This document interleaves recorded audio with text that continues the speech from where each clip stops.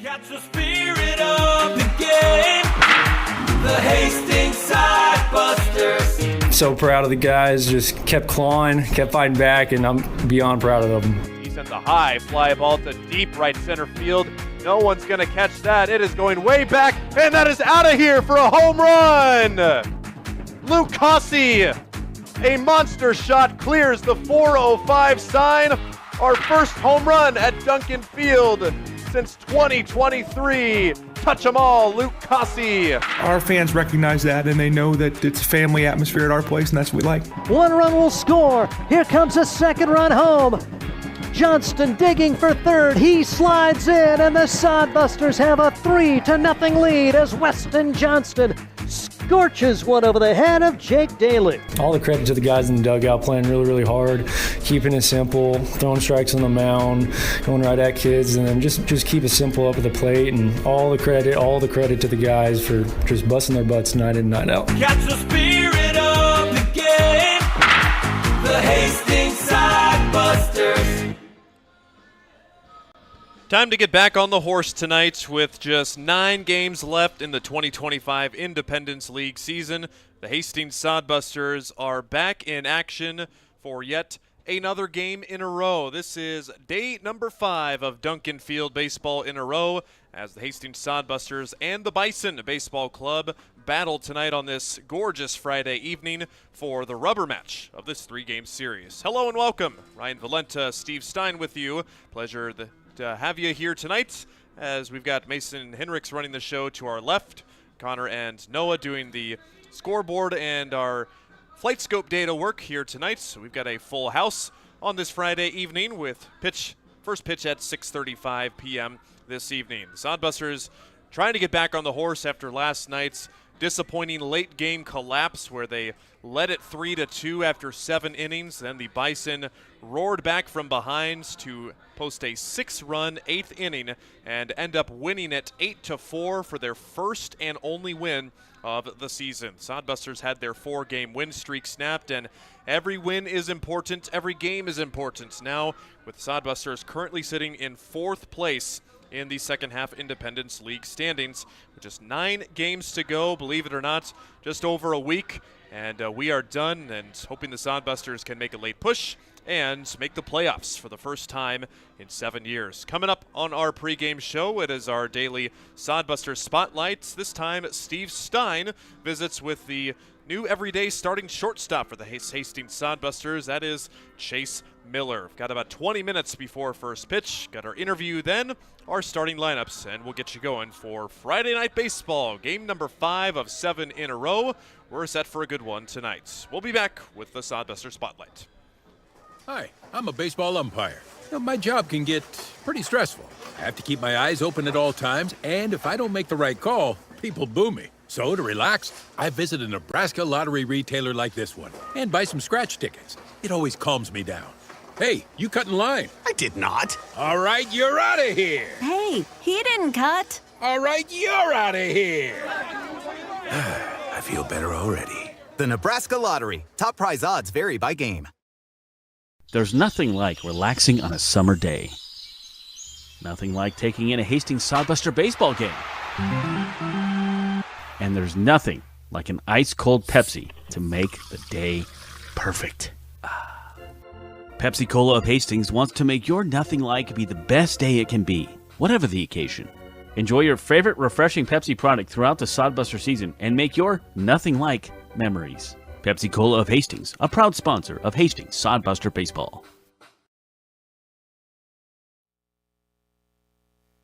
It is a Sodbuster Spotlight. We get a chance to hear from Chase Miller, who's pretty much become the everyday shortstop for the Hastings Sodbusters. Chase, your background, another one of the Michigan guys. Tell us a bit about home. So I'm originally from Indiana, but I go up to school in Michigan, but it's definitely a lot hotter down here, but I've loved it. I mean, Michigan's always, it's always cold, but like it kind of makes you tougher. get used to the weather, adapt to it. But I've loved it so far. I had a good first year in college. You mentioned being from Indiana. How'd you get to Saginaw Valley State up in Michigan? So I've kind of known Coach Petrovics, who's our head coach up there. He saw me in travel ball. I actually was home from my hometown, so that was a cool story. And then just getting to play for him has been awesome. And the geography of it, is Saginaw Valley State fairly close to home? It's about 4 hours. It's a lot north, but I'm kind of on the border, so it's not too bad. Very neat. We hear from Chase Miller. He's the starting shortstop most days for this Hastings Sodbuster team. Battled through some injuries early in the summer. Tell us a bit about how you're doing. Yeah, I tweaked my ankle a little bit when we were up in Casper, but Scott was awesome right when it happened, texting me how I'm feeling, got me to PTSR when I got back, but it feels great now. I wear a sleeve on a brace, and then it's been 100% as of now. Very cool to see you kind of step in. I know maybe that wasn't plan A. Did it kind of come upon you quickly? Okay, I'm probably going to have to get the majority of the reps now at shortstop. Were you kind of okay with that and up for the challenge? Yeah, for sure. I came just to get as many at-bats as I could this summer. Just being able to step up, hopefully play good, play in the field good, and get some hits definitely helps with the team. Just love to do it. Are you kind of an everyday shortstop? Do you like the second base? What is your position of choice if you had to choose? That's tough. I've always played both, middle and field, so really just wherever the team needs me is where I'll be. I'll hopefully step up for them. But shortstop, I feel like I have a little more range and to pick up and get as many balls as I can, so wherever the team needs me. The hitting aspect of it seems like you're seeing the ball better, and maybe if you're not getting the hits, pretty patient at the plate. Talk a bit about your approach. Yeah, just trying to get my pitch. I've been seeing a lot of fastballs, so that's always just jump on the ones that are there and just be selective. I don't want to chase the ones out of the zone and just ruin an at bat. So just trying to get on base as much as I can for the team is my main aspect.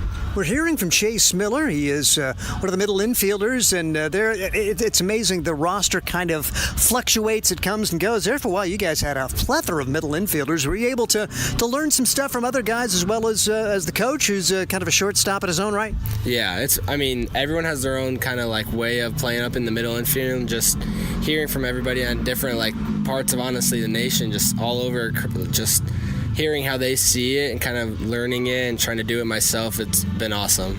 And you mentioned that, seeing guys from all over the country. I mean, it's one thing to do that in college, but you guys get here, you meet one day, and you play the next. Tell us a bit about that aspect of it, to build chemistry almost immediately when you get here.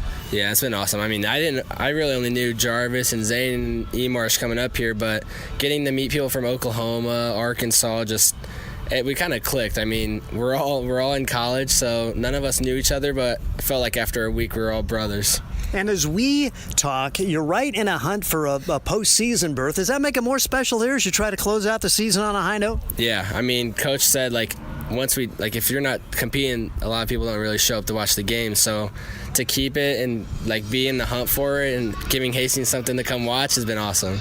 We're hearing from Chase Miller. Academically, tell us a bit about how it's going in college. What are you studying? Good. I'm actually in accounting and kind of in the business part. Both of my parents have been business and sales, accounting. So, I mean, I've always been big in my academics, always studied hard. We have big study goals at school, so it's something important to me. And the business department at Saginaw Valley State pretty solid? Yeah, we have a strong kind of business department there. It's definitely something that going into there, I was happy that we do have a strong program there, so I'm not just going there straight for baseball. Now, an Indiana guy, do you follow a college? Do you like pro teams? Tell us a bit about, are you a fan of somebody? I'm a big Hoosiers fan, so this fall was awesome to go watch, especially with the first year having a good football team. I actually got to go to some of the games in the playoffs. It was a good fall for the Hoosiers. Yeah, because it's not, I would say, a traditional football power. So to have a fall like that, probably, you never take it for granted there, do you? Yeah, for sure. We're usually just a basketball school, so kind of got to mix it around. Our baseball team was good this year. Just to have a full year of good sports is awesome to see. Do you follow any of the pro sports? I've always been a big White Sox fan. My grandpa loved them, so I've always watched them with him. Haven't got to much of the games, but I'm always watching them, keeping up on the stats, and the All-Star was just a great All-Star break this year. He is Chase Miller. He is one of the middle infielders. He is one of the Saginaw Valley State guys, and he is our Sodbuster Spotlight. I'm Steve Stein. Hastings Sodbusters baseball's in full swing, bringing you another fun-filled summer of high-level collegiate woodbat baseball at historic Duncan Field.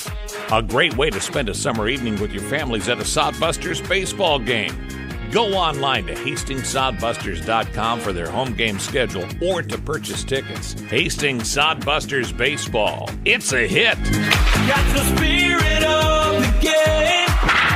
The Hastings Sodbusters. Let's face it, we move our bodies around a lot. And sometimes things happen. A tweak, twist, pull, strain, ache, or pain. At Fisk Chiropractic and Sports Care, their goal is to restore your mobility, keep you moving, and ensure your rehabilitation is effective, efficient, and stress-free. Do you suffer from headaches and neck pain, lower back or sciatica? Call Fisk Chiropractic and Sports Care today. Start to discover wellness through chiropractic care. Fisk Chiropractic Sports Clinic.com. Start feeling better now.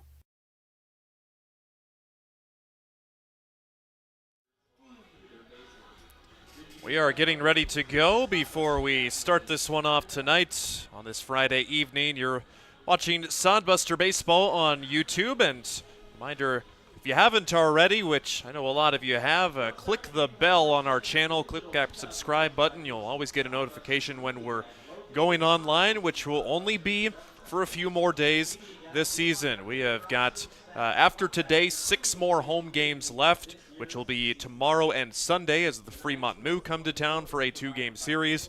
Sodbusters will have their only day off of this brutal stretch of home games in a row on Monday, and then it's Tuesday, Wednesday, Thursday, Friday against the Nebraska Prospects, the travel-only squad, and then that will conclude the home schedule of the Sodbusters 2025 season. Then they will go straight to Pierre, South Dakota next Saturday and Sunday, the 26th and 27th, for the final 2 games against the Oahe Zap. Take a look at the Independence League standings after last night's game. Oahe got the win, so they are now up to 12-5. They are the top team in the second half right now at a record of 12-5. Casper also victorious last night over Spearfish. They are 1 game behind them at 11-6. Spearfish at 9-5. They were the first half champions, so it doesn't matter how they finish, as up to them at least, because they are dancing in the Independence League playoffs no matter what. Hastings, with their loss last night, drops to 8-5. They would have hopped Spearfish for the 3rd place in the Independence League if they would have won, but Fremont, they lost to Oahe, so they are down to 10-8. They are 1 game behind the Sodbusters in 4th place. And then the Nebraska Prospects, who are travel-only team and don't have an opportunity to make the playoffs no matter what.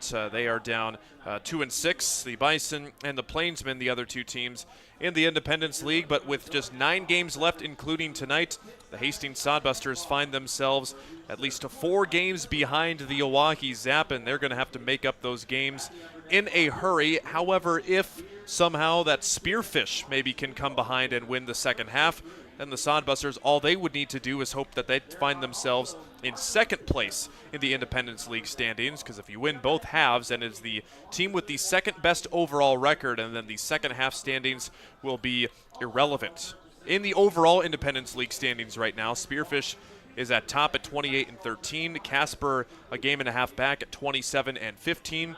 Sodbusters 2.5 behind Casper and 4 behind Spearfish at 24-17. And all of a sudden, the Oahe Zap have made a big run. They are now 4th in the league at 22-21. They have won 3 games in a row, and they have been very hot, as we mentioned, in the second half.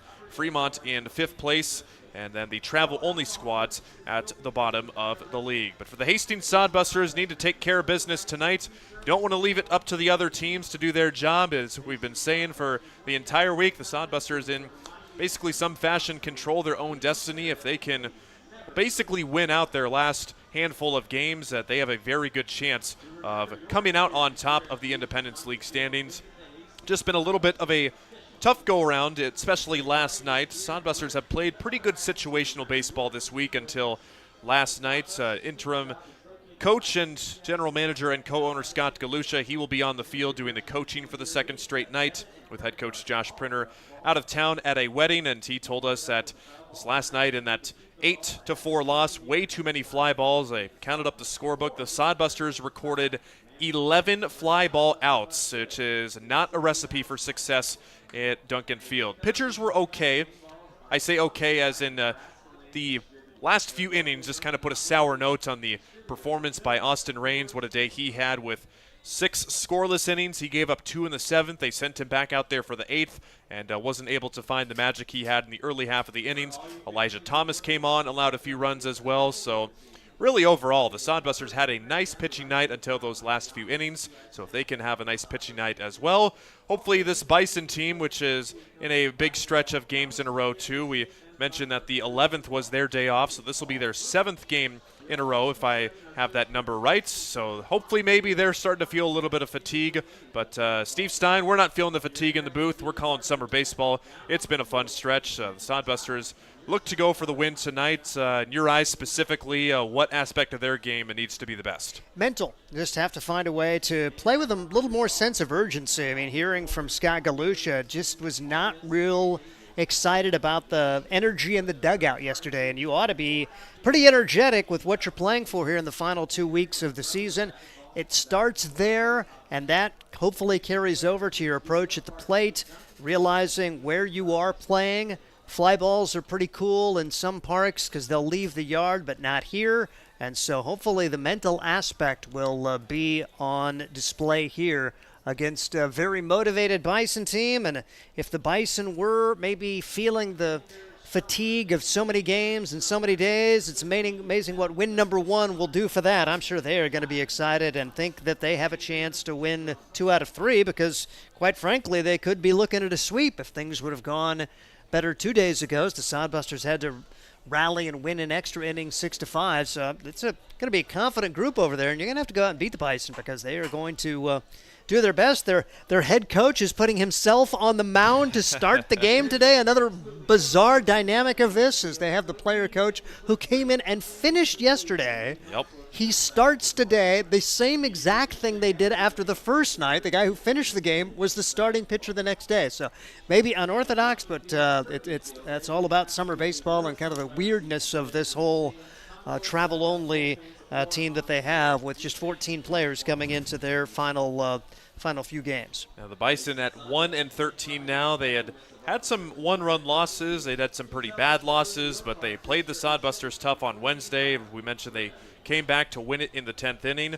But for the Bison, after this, they're going to head straight to Casper for a game tomorrow evening. So I don't envy the Bison baseball players that, who knows, they might likely be leaving town directly after the game, drive overnight into Casper, get there in the morning, hopefully maybe get a few hours of sleep, go and practice, and then play a couple of games. It's Casper Saturday and Sunday, and then Monday against Spearfish, and that will end the Bison's baseball season. Most other teams in the Independence League have anywhere from 7 to 9 games left. As we told you, the Sodbusters, including tonight, have a total of 9 games this evening. Good crowd here at Duncan Field tonight. You saw lots of kids and fans, adults in white. It is, I guess it's a Lawrence Nelson night. A lot of players and coaches from the baseball community of Lawrence and Nelson, south here of Hastings, about an hour plus out there. The Raiders are in the house tonight, and lots of Friday night fans. And I'm just glad it's sunny, too, because the past couple of nights we've been having 70-degree weather. It's been overcast, and things have not been, the players might have think it was a perfect weather for baseball, but it's always best when the sun is out. So we're looking forward to an excellent game tonight. Let's now introduce today's starting lineups before we get started.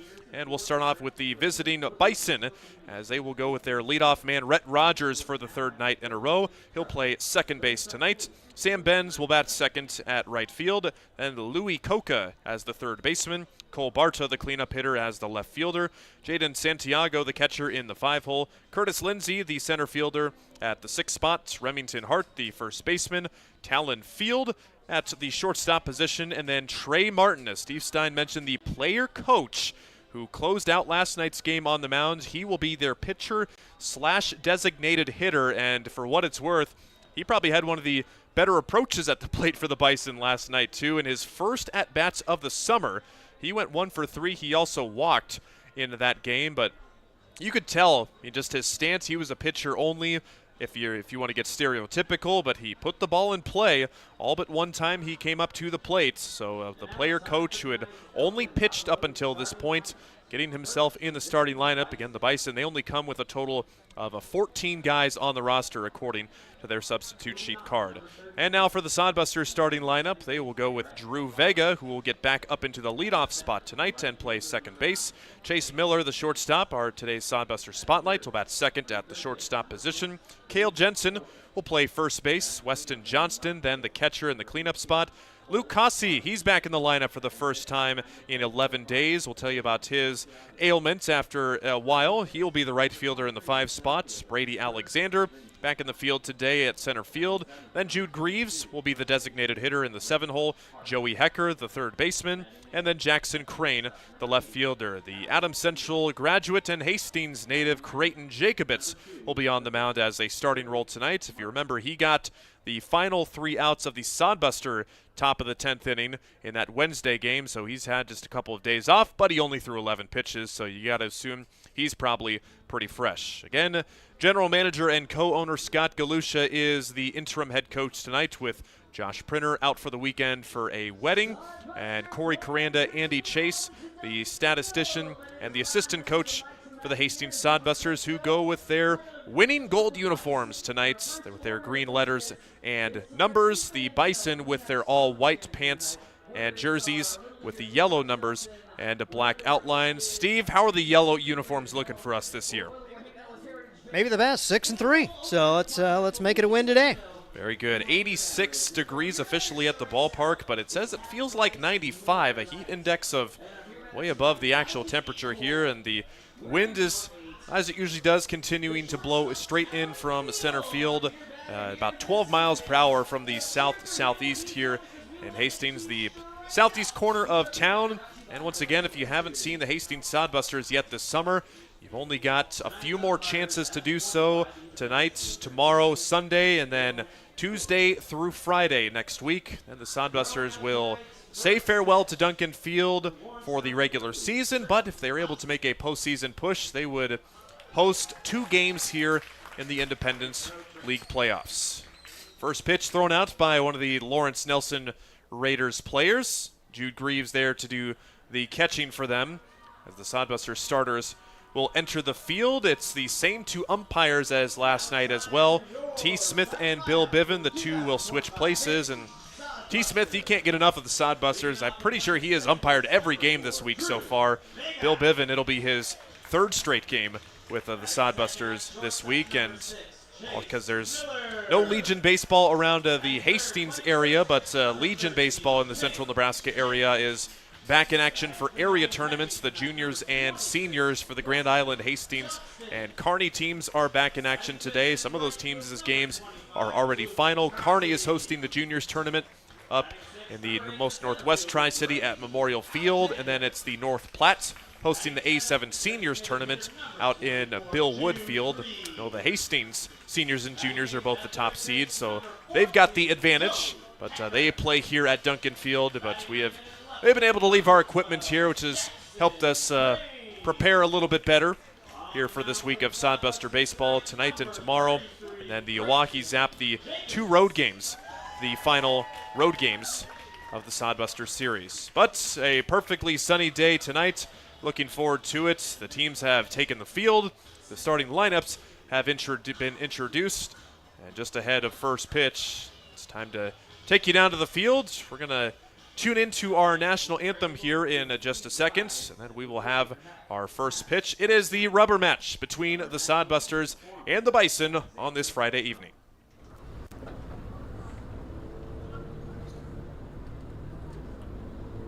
Oh, say, can you see by the dawn's early light what so proudly we hailed at the twilight's last gleaming, whose broad stripes and bright stars through the perilous fight o'er the ramparts we watched were so gallantly streaming, and the rocket's red glare, the bombs bursting in air, gave proof through the night that our flag was still there. Oh, say does that star-spangled banner yet wave o'er the land of the free and the home of the brave. On the unofficial list of excellent national anthems here this summer, that's probably top 3 right there. Nice one tonight as we are set to play ball at Duncan Field. The Sodbuster left-handed starter on the mound, Creighton Jacobitz, the innings leader, set to make his 9th start, 10 appearances. All he has done is compile a 5-1 record, the most wins on the Sodbuster team. 19 walks and a team-best 48 strikeouts, a 2.40 ERA.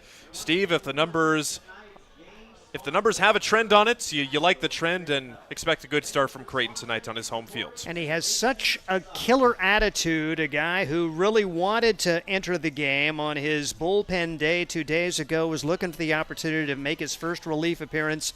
And what an appearance it was, striking out the side in the 10th, setting the stage for that walk-off in the bottom of the 10th inning 2 days ago as the Sodbusters won it 6-5 as Joey Hecker was able to get the game-winning RBI. So Jacobitz, a starter at Adams Central High School here in Hastings and then going to Cloud County Community College. Pretty seldom used, but when he was a reliever, and he's just recently committed to play year number 3 of college ball at Arkansas Tech. He's set to be a wonder boy this year, but for Jacobitz, we're told, he was getting on head coach Josh Pinner all summer saying, come on, let me come in and close the game one time, coach. They finally let him on Wednesday, and the move paid off. 3 strikeouts, and again, those extra innings aren't easy.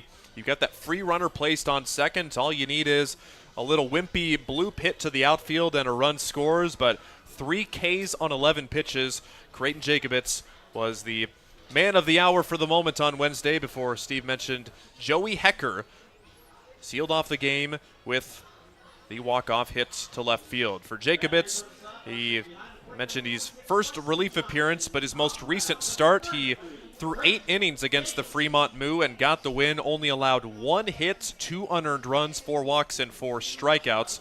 That was with the Sodbusters were in Fremont for a singular game and ended up winning 11-3. To dig in the box, first off, Rhett Rogers for the Bison. He has been the leadoff man all 3 nights. And the first pitch away, right in there according to T. Smith. Rhett Rogers, 1 for 9 in the 3-game series. His hit came last night, part of that mammoth 6-run 8th inning for the Bison. That has been his only hit. He has been pretty quiet otherwise. Cuts and misses at the, looks like changeup there for Jacobitz. The usual pitch combo for him, fastball, changeup, curveball, slider. 4-pitch mix there, and Jacobitz can locate his pitches. His stuff is pretty nasty. Like that right there. The called strike 3 pitches, and Rhett Rogers caught looking to start the game. 4 strikeouts and 4 batters dating back to Wednesday now. And you like the aggressiveness, want to keep the pitch count low, and I want to see a lot of that. Don't use many waste pitches here in the final 2 weeks of the regular season. You may need him a couple of more times after this. Our pitch count limits in the Independence League, but obviously Creighton Jacobitz just wants to go up there and throw strikes right now. Here is Sam Benz, the Martinez, California native, 2 for 6 this week's series. Those 2 hits came on Wednesday. He was hitless last night, where had a couple of singles, also drove in a run with a walk, so most of his damage coming against the Sodbusters on Wednesday, which they ended up winning. Sam Benz has been with Missouri Valley College the previous 2 years, but will be off to Southwest College in Kansas next year. He leads the team with a .300 average and 12 hits and has been a 14-game participant for the Bison in every game so far. 1-1 counts, just getting underway in the top of the first. Breaking ball stays high, and the count's 2-1. So with Trey Martin being the head coach, the player coach today in the 9 spot in the batting order, the Bison will go with player coaches once again. I believe it's Noah Knotts again at third base, and they have another coach at first base. We'll see if we can get a number on that. Gannon Hall. Gannon Hall, thank you, Steve. He's a guy that's played in he played in every game the Bison had played in, but he has not appeared at all this series, so maybe his playing time might be done for the season, or we may never know. 2-2 pitch. Just a bit too high. Tried the upstairs breaking ball, and the count will run full 3-2. Creighton Jacobitz pitching on his home mound once again, back for his second year with the Sodbusters. He was up there in innings last year, but he has been the innings muncher for the Sodbusters this year. Payoff pitch popped up. Chase Miller racing back at shortstop. It'll carry out to left field, actually, for Jackson Crane, battling the pesky sun at Duncan, but he wins the battle. 2 up and 2 down. Crane didn't look like he was bothered at all. There are some guys out there it really gets to, and Crane has played enough out there where you say that, the next play could get him, but he seems about as comfortable in left field as anybody on this Sodbuster team. 9 pitches on 2 outs for Creighton Jacobitz, and now here is Louis Coca. The lefty delivers inside for ball 1 to the righty. Coca, a Stillwater, Oklahoma native, a Newman University Jet.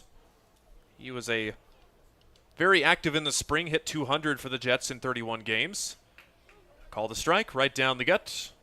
And the count's 1 ball and 1 strike. Louis Coca, this 2-game series, 0 for 5. He has driven in a run, though, and walked 3 times. Coca hitting 128 and has 1 of the 3 home runs on the team. That's back up the middle. First chance for our spotlight guy, Chase Miller. He makes the play. It is a shutdown, 1-2-3 inning for Creighton Jacobitz. Nothing doing for the Bison squad. Sodbusters will look to strike first in the first when we return. At Hastings College, we celebrate all the ways you shine. From more than 20 athletic teams to band, choir, theater, and art, plus esports, creative writing, speech, and media. Join in to earn a scholarship and find your people, the friends you'll hang out and have fun with. It's what makes Hastings great.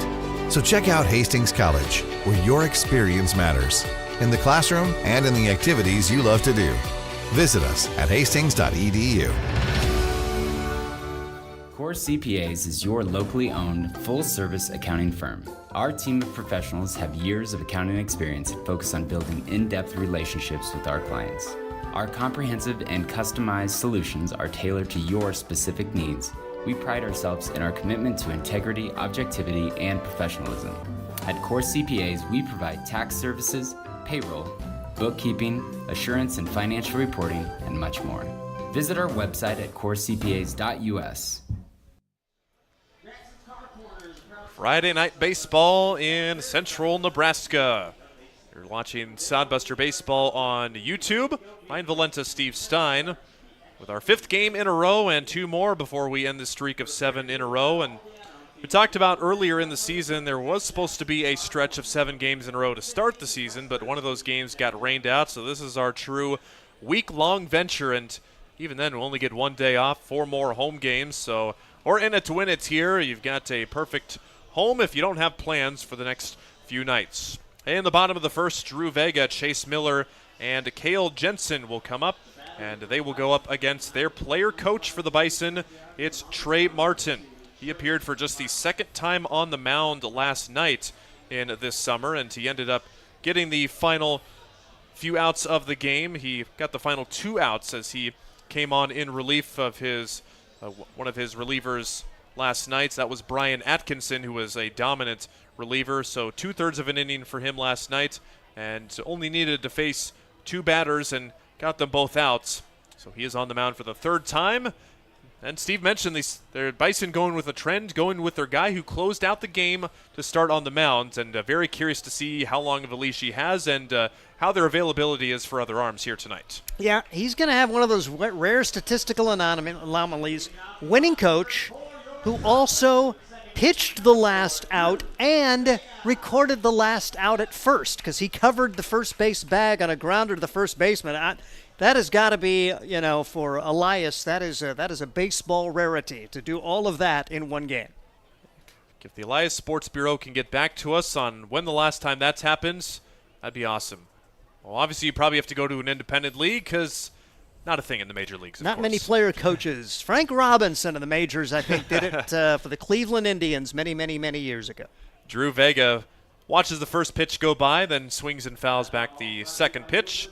Drew Vega's had himself a nice week against the Bison. He's 3 for 6 in this series with a double, a pair of runs batted in. He's also walked 3 times. Trey Martin ahead 0-2. He spikes that ball and blocked by the catcher Jaden Santiago. The defense for the Bison, Cole Barta, Curtis Lindsey, Sam Benz from left to right. Louis Coca, Talon Field, Rhett Rogers, Remington Hart, your infielders from third to first. 1-2 to Vega. Ooh, that one got away. Vega wisely drops the bat down. That one might have plunked a bat if he doesn't get that out of the way. That one a wild miss to make it 2-2. Look at the numbers for the Sodbusters offense, hitting at .259 as a team. They're hitting just a few points better at home than away.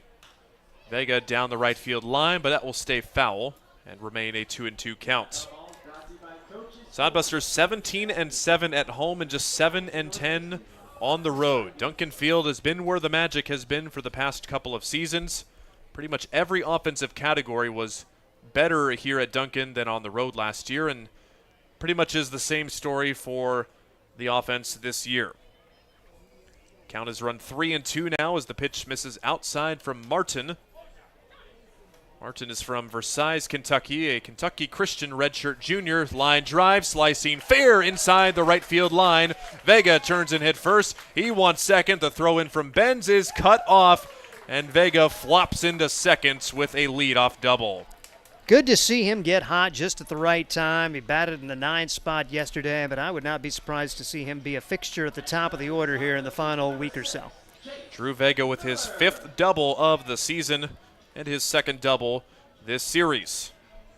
He has been a red-hot bat, and we mentioned there was one time where he was almost like he couldn't get a hit to save his life. But after returning home and after some time off, Drew Vega is back to true Drew Vega form. Chase Miller, tonight's Sodbuster spotlight, with a chance to give the good guys an early lead. He takes outside for ball 1. Chase Miller improving his average yesterday with a base hit in the contest. He's got 1 hit in each of the 2 games against the Bison. .217 hitter. Martin overthrows that fastball outside 2-0. Scott Galusha in the third base coaching box. Corey Caranda at first.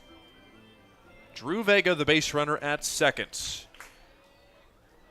Chase Miller didn't see much playing time with Saginaw Valley State as a freshman, but making a good candidate for a spring spot, and he crushes that one to left field. Racing back and making the catch on the run is Cole Barta. Tagging at second and advancing to third is Drew Vega. Chase Miller, that one was loud off the bat. He will move the runner over, but he is out number 1. And I guess I pictured Miller as more of a little line drive Drew Vega type of batter, but wow, what power there. It was a productive out. It was a fly ball out, but Vega, great base running to get over to third. That's what we mentioned in our pregame show. Scott Galusha lamenting the amount of fly ball outs last night, 11 to be exact. And here is another traditionally fly ball guy, Cale Jensen. Ouch, he wears that one on the front leg. Does have that little guard on there, but might have missed him just a little bit. Cale Jensen hit by the pitch, first and third with 1 out. That last shot off the bat of Chase Miller, 88 miles an hour. Our Flight Scope statistics are sponsored today by Eagle Distributing.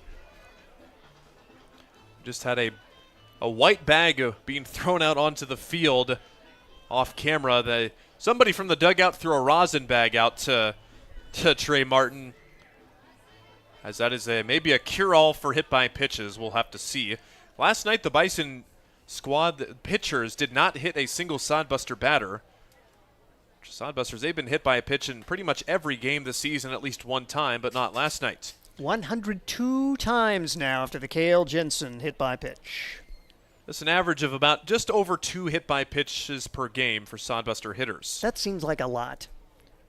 I had to get a little tired of that as the season goes on, especially if I'm a little bit hurting already and a little bit tired. Of course, summer league, time to work on your impurities.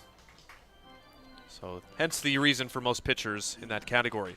Weston Johnston with the 1-1 count at the plate. The Sodbuster catcher got a base hit last night. He was not in action on Wednesday in the Bison game. He was 1 for 5 and ended up driving in 3 runs, officially according to the scorebook. Pick off to first. Back in safely is Jensen. Those RBIs came on that wacky fielder's choice where it was a ground ball that the shortstop had to charge and threw it away. And the 2 runners scored on that play. They did officially rule it 2 RBIs. Now, that might be a little bit generous, but we go by the official stats here on Game Changer. Pitch called a strike, a ball that might have just hit the black, according to T. Smith. Weston Johnson, team leader in most offensive categories.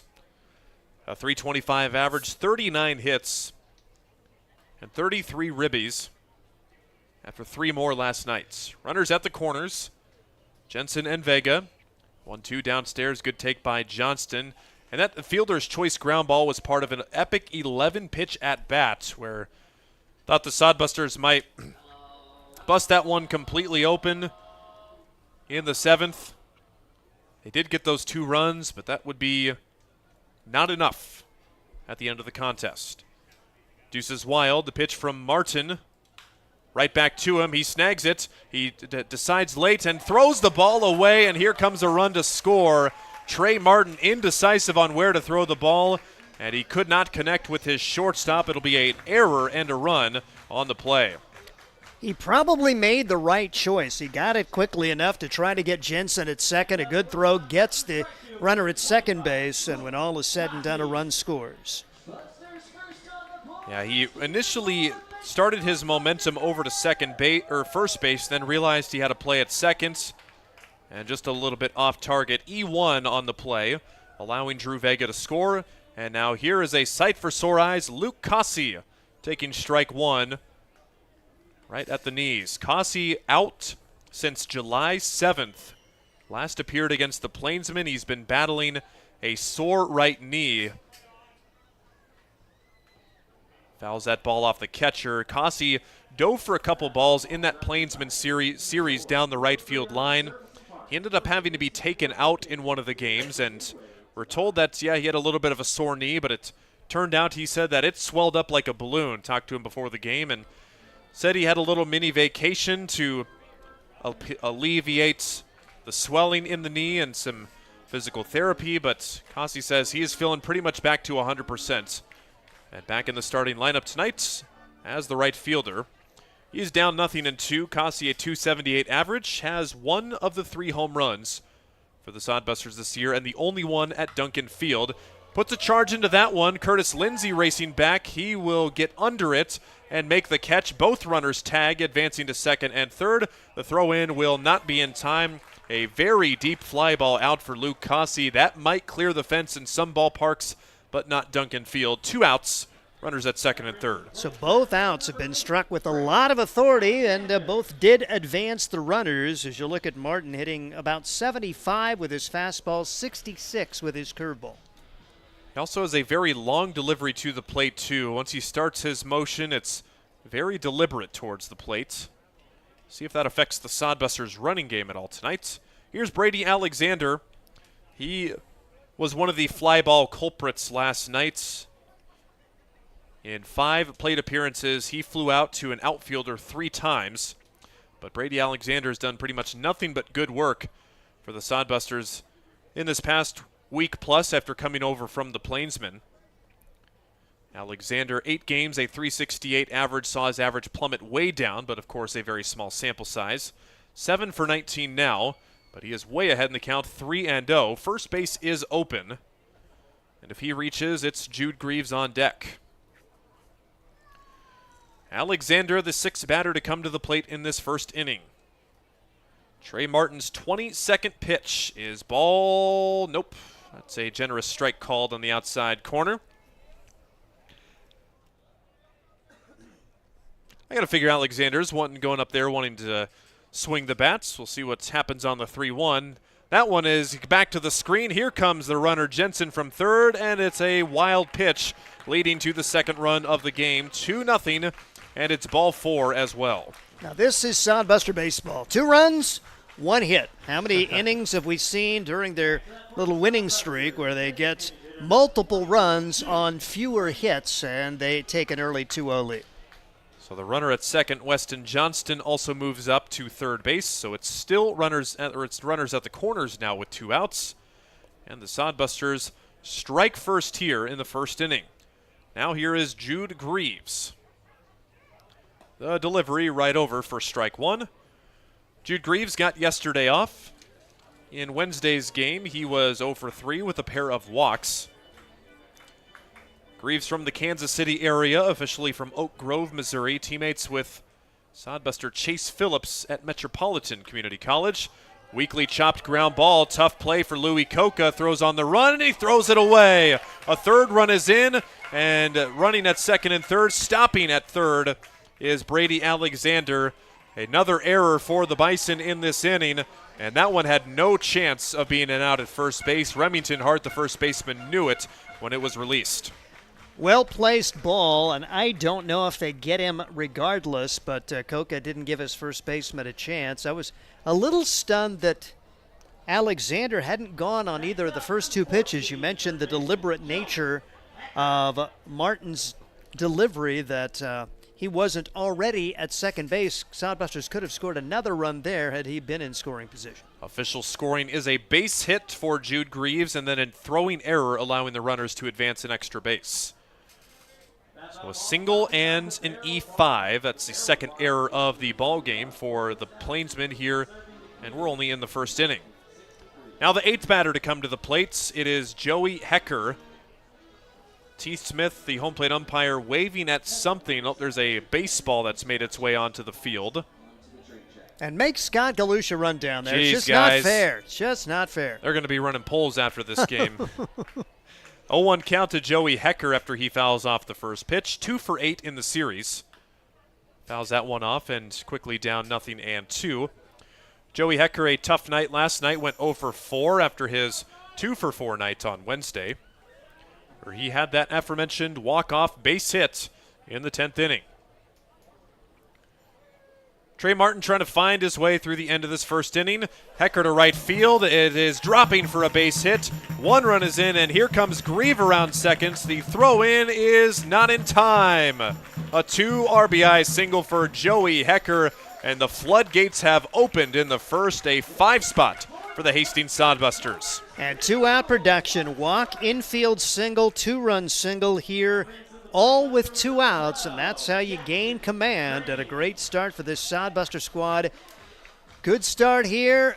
Makes you think about, okay, how long will we use Creighton Jacobitz in a game like this if it keeps going like this?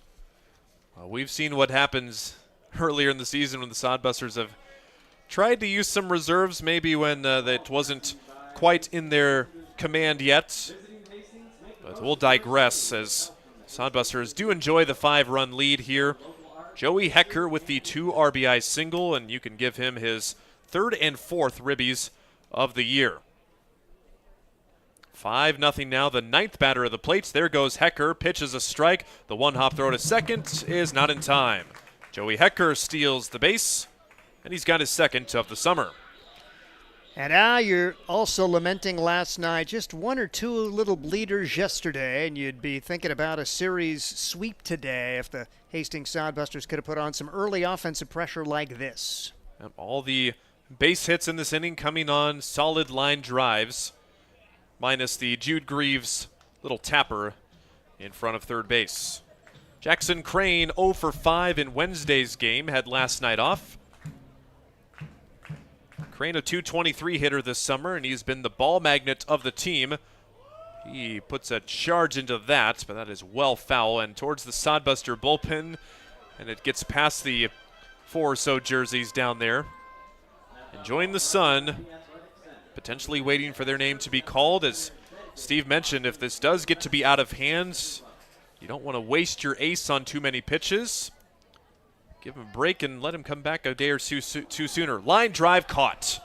Right on the button. Rhett Rogers there is at second base. Jackson Crane retired. A 5 spot for the good guys in the first inning. And we go to the second inning with the Bison coming up at Duncan Field. Blue Fork Kitchen features elevated comfort food in a family-friendly, fast casual environment. With a full menu, you can sit down for a nice meal or order online for pickup. From salads and wraps to burgers and steaks, Blue Fork Kitchen has your kind of food. Open Tuesday through Thursday, 11 to 9 p.m., and Friday and Saturday, 11 to 10 p.m., with a special brunch buffet Sunday from 9 to 2 p.m. Blue Fork Kitchen is located in the Cimarron Plaza, 38th and Osborne Drive in Hastings. Like them on Facebook. Make your next pit stop at the Coach's Corner. A friendly staff and a deep lineup of snacks. You can find Coach's Corner in North Hastings on Osborne Drive East. More than just a gas station, Coach's Corner is the place to get delicious pizza made fresh for you and your family. Don't take our word for it. It's so good it'll be featured at selected Sodbuster home games this season. For a convenient and clean experience, be sure to check out the new convenience store in North Hastings, Coach's Corner. Well, after last night's game was speeding through like the players had somewhere to be. This first inning taking almost 25 minutes total, but the Sodbusters will take the 5-run advantage, no doubt, as they only scored a total of 4 runs in 9 innings last night. They need just 9 batters to put up a 5 spot in the bottom of the first. Creighton Jacobitz, after setting down the Bison 1-2-3 in the first, is back out for his second inning, and we will see how long he pitches in the game. Jacobitz a guy, he is a competitor. He wants the baseball. He wants to be out there. So I got to assume that he's going to make a case to pitch as long as he can, but you got to look at the business aspect of it with games tomorrow and Sunday, and then all next week from Tuesday through Sunday. You'd love at least one more and maybe, just maybe, 2 more appearances out of him before the regular season ends, if we're being generous here. Cole Barta swings and misses at the first pitch. Strike 1. Sodbuster defense tonight from left to right is Jackson Crane, Brady Alexander, Luke Cossey. From third to first, it's Joey Hecker, Chase Miller, Drew Vega, Cale Jensen, Weston Johnston behind the dish. A 1 pitch, grounder to short. Miller charging, gets the hop he wants, swings it over, throws off the base, but the tag applied by Jensen. Good play by Jensen to save his shortstop from an error. Haven't seen Cale play first base much, more of an outfielder, but that was a really athletic play to come off the bag. I thought it was a tremendous stop for Miller to even get that on the short hop and then just made an errant throw, but there's 1 out. Definitely credit to both sides. Miller, those tough in-between hops, they're hard to judge. He made it look really easy. Jaden Santiago, a soft fly ball to right field, but Luke Cossey had it played perfectly. He races in a handful of steps and makes the catch. 2 quick outs on 3 pitches. Gotta like that. Minimize the number of pitches thrown. See if you can put another 0 on the board and get the offense right back to putting the pressure on the Bison. Especially with their starting pitcher throwing more than 25 pitches in the first inning. Maybe have just a very limited break and take advantage of perhaps some fatigue. Curtis Lindsey will take strike 1 in the first pitch of the at-bat. 2 for 9 this series. With an RBI, he's also struck out 4 times. His tough day was yesterday. He was 0 for 3, and then he added on that 6-run 8th inning with an RBI single in that inning. Chopper to third, charging is Joey Hecker. Throw on the run. He's got it. A very efficient 1-2-3 inning on 4 pitches. You will take that any day of the week. Sodbusters 5, Bison nothing. It's Hastings coming back to back in the blink of an eye. Hastings Sodbusters baseball's in full swing, bringing you another fun-filled summer of high-level collegiate woodbat baseball at historic Duncan Field. A great way to spend a summer evening with your families at a Sodbusters baseball game. Go online to HastingsSodbusters.com for their home game schedule or to purchase tickets. Hastings Sodbusters Baseball. It's a hit. Got the spirit of the game. The Hastings Sodbusters. Hi, I'm a baseball umpire. My job can get pretty stressful. I have to keep my eyes open at all times, and if I don't make the right call, people boo me. So to relax, I visit a Nebraska lottery retailer like this one and buy some scratch tickets. It always calms me down. Hey, you cut in line. I did not. All right, you're out of here. Hey, he didn't cut. All right, you're out of here. I feel better already. The Nebraska Lottery. Top prize odds vary by game. It's gone 6 up, 6 down for the Bison, but the Hastings Sodbusters sent 9 to the plate in the first, and they will, for the second straight inning here in the second, bat their top of the lineup. Drew Vega, Chase Miller, Cale Jensen, a lot working for the Sodbusters.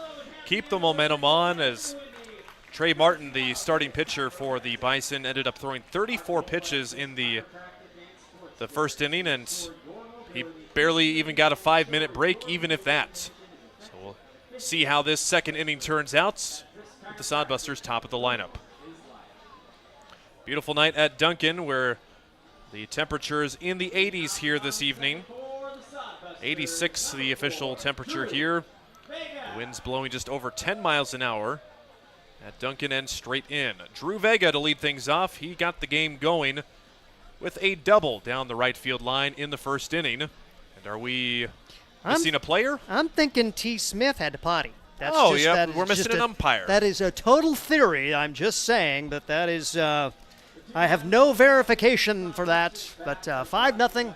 Sodbusters on top, so a little bit of a break here, and we're rolling right along. Come on, T. Somebody had too much Gatorade before the game. That's right. Perhaps. So I was looking on the field. I was like, well, I see the 9 white jerseys, and there's the base umpire, Bill Bivin. But yep, T. Smith's home plate umpire mask is just sitting behind home plate. But no person to wear it. So, here he comes. He's coming down the third base, and he's tucking in the shirt into the pants. So I think Steve's theory might be right here. I have no verification, but if we can, we'll find that. No, I don't even need to find out. You do what you need to do. You just got another year older earlier this week, so I feel your pain, man. I just hit 60 a couple of weeks ago, and I got to go right now. So. Well, Steve, you're on the mic for innings 3 and 4, so you might want to make it fast here, or we're going to have to hold it. Mind over matter. That's right. Too late now. Game started. Welcome back to the home plate umpire position, T. Smith. Now we can say Drew Vega lead things off. He picks on the first pitch. He is early on it. That is headed towards the bricks. Drew Vega with the double. He has had a nice series in the 9th spot last night with a double and a single. On Wednesday with a hit and an RBI bases loaded walk. Vega also had a couple of hits against the Prospects earlier in the week as well, so he comes into tonight's game on at least a 4-game hitting streak in the series this week. After the called strike, that pitch spiked away from the catcher Santiago. 1 ball and 2 strikes. 3 hits for the Sodbusters so far, and Bison haven't helped their own cause defensively by making 2 first-inning errors. Vega again down the right field line, that time foul by a couple of feet. Tried the exact same spot where he got his double on, and you could see Sam Benz. He is playing really close to that line, expecting Vega to do the same thing. See him over there slowly walking back to his position, and oh my goodness, look where he's stopping. Okay, he's trudging on a little bit more, but look how close he is playing to the line. And how shallow he is. Yes. And Vega is a lot of times a right center field gap kind of guy, right over the second baseman's head. He may split the gap if he hits it at his normal spot. And he could maybe have a triple there. But yeah, Sam Benz, he is anticipating Drew Vega to go right at him. Curtis Lindsey nowhere near him in center field. The 1-2 pitch from Martin. He'd take that, right fielder. Drew Vega 2 for 2, and he continues his torrential tear at home this week. And he pulled it to left on a foul ball, blooped it to right on a foul ball, and then drills it to the left side with his base hit the second time. So Drew Vega with another hit. 80 miles an hour off the bat on that one right there. That is his 8th hit just this week. Showing bunts taking back for Chase Miller. Drew Vega now at 8 for 16 this week. He's hitting .500 in 4 games. Super cool. Chase Miller, we'll see if he's bunting this time. He's showing bunt. Vega's on the move. Pitch is called a strike and no throw down to second. Vega's in at second. Steal number 21. Picked a pretty good pitch to run on too with no throw down. Sodbusters now stealers of 94 bases this summer at an 82% success rate. There's a base hit. Chase Miller into left. Drew Vega hustling around third. The ball is bobbled by the left fielder Barta, and into second is Chase Miller. RBI single for Miller time. And Vega scores, and he will trade places with him at second base. It is 6-0 early. Really good approach there for Chase Miller and for the Sodbusters overall. They are not trying to do too much. Just a solid single to left field, and Hastings extends the lead. Still nobody out in the second. And the third error already in this game for the Bison as the left fielder Barta booted it, allowing Miller to get to second. Now Cale Jensen, he was hit by a pitch, but pops this one up. Coming in is the shortstop Field. He's calling and catching for out number 1. Lazy pop-up takes care of Cale Jensen. But the Sodbusters loving life right now with their 6-0 lead. Weston Johnston is the next batter. Johnston, he reached on an error, a throwing error by the pitcher in the first inning. By Trey Martin, he tried to turn a double play too quickly and ended up throwing the ball away at second. First pitch called a strike on the high and tight inside corner. Weston Johnston bidding for some more playing time in his sophomore season at Arkansas Tech. I think he has deserved at least more than one at-bat this upcoming spring. Foul ball out of play down the left field line.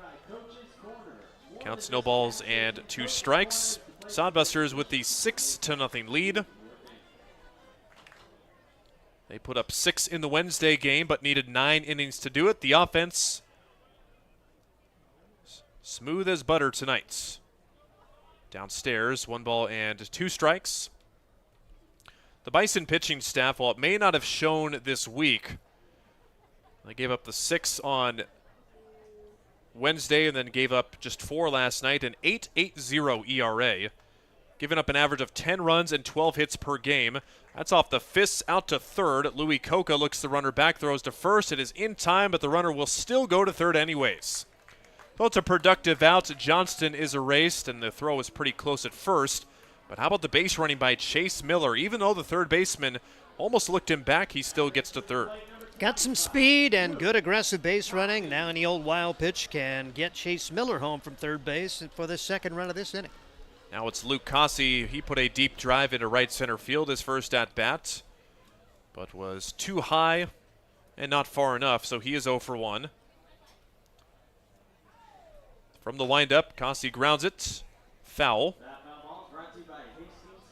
Super neat, too, and I was catching up with him pregame, said he took a mini vacation, and he told me the land called Cinnamon Shores, Texas. That just sounds like a vacation spot, does it not? Pitch downstairs, but a great block by Jaden Santiago to keep it at a 1-1 count. Luke Cossey, a .278 hitter. Again, his first game in 11 days, back from some knee soreness. 1-1 from Martin outside. It's 2-1.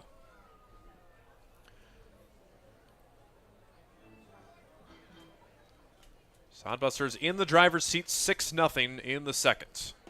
Oh, there goes the bat. Look out. Whew. As it goes flying into the stands and lands just below some fans in the bleachers.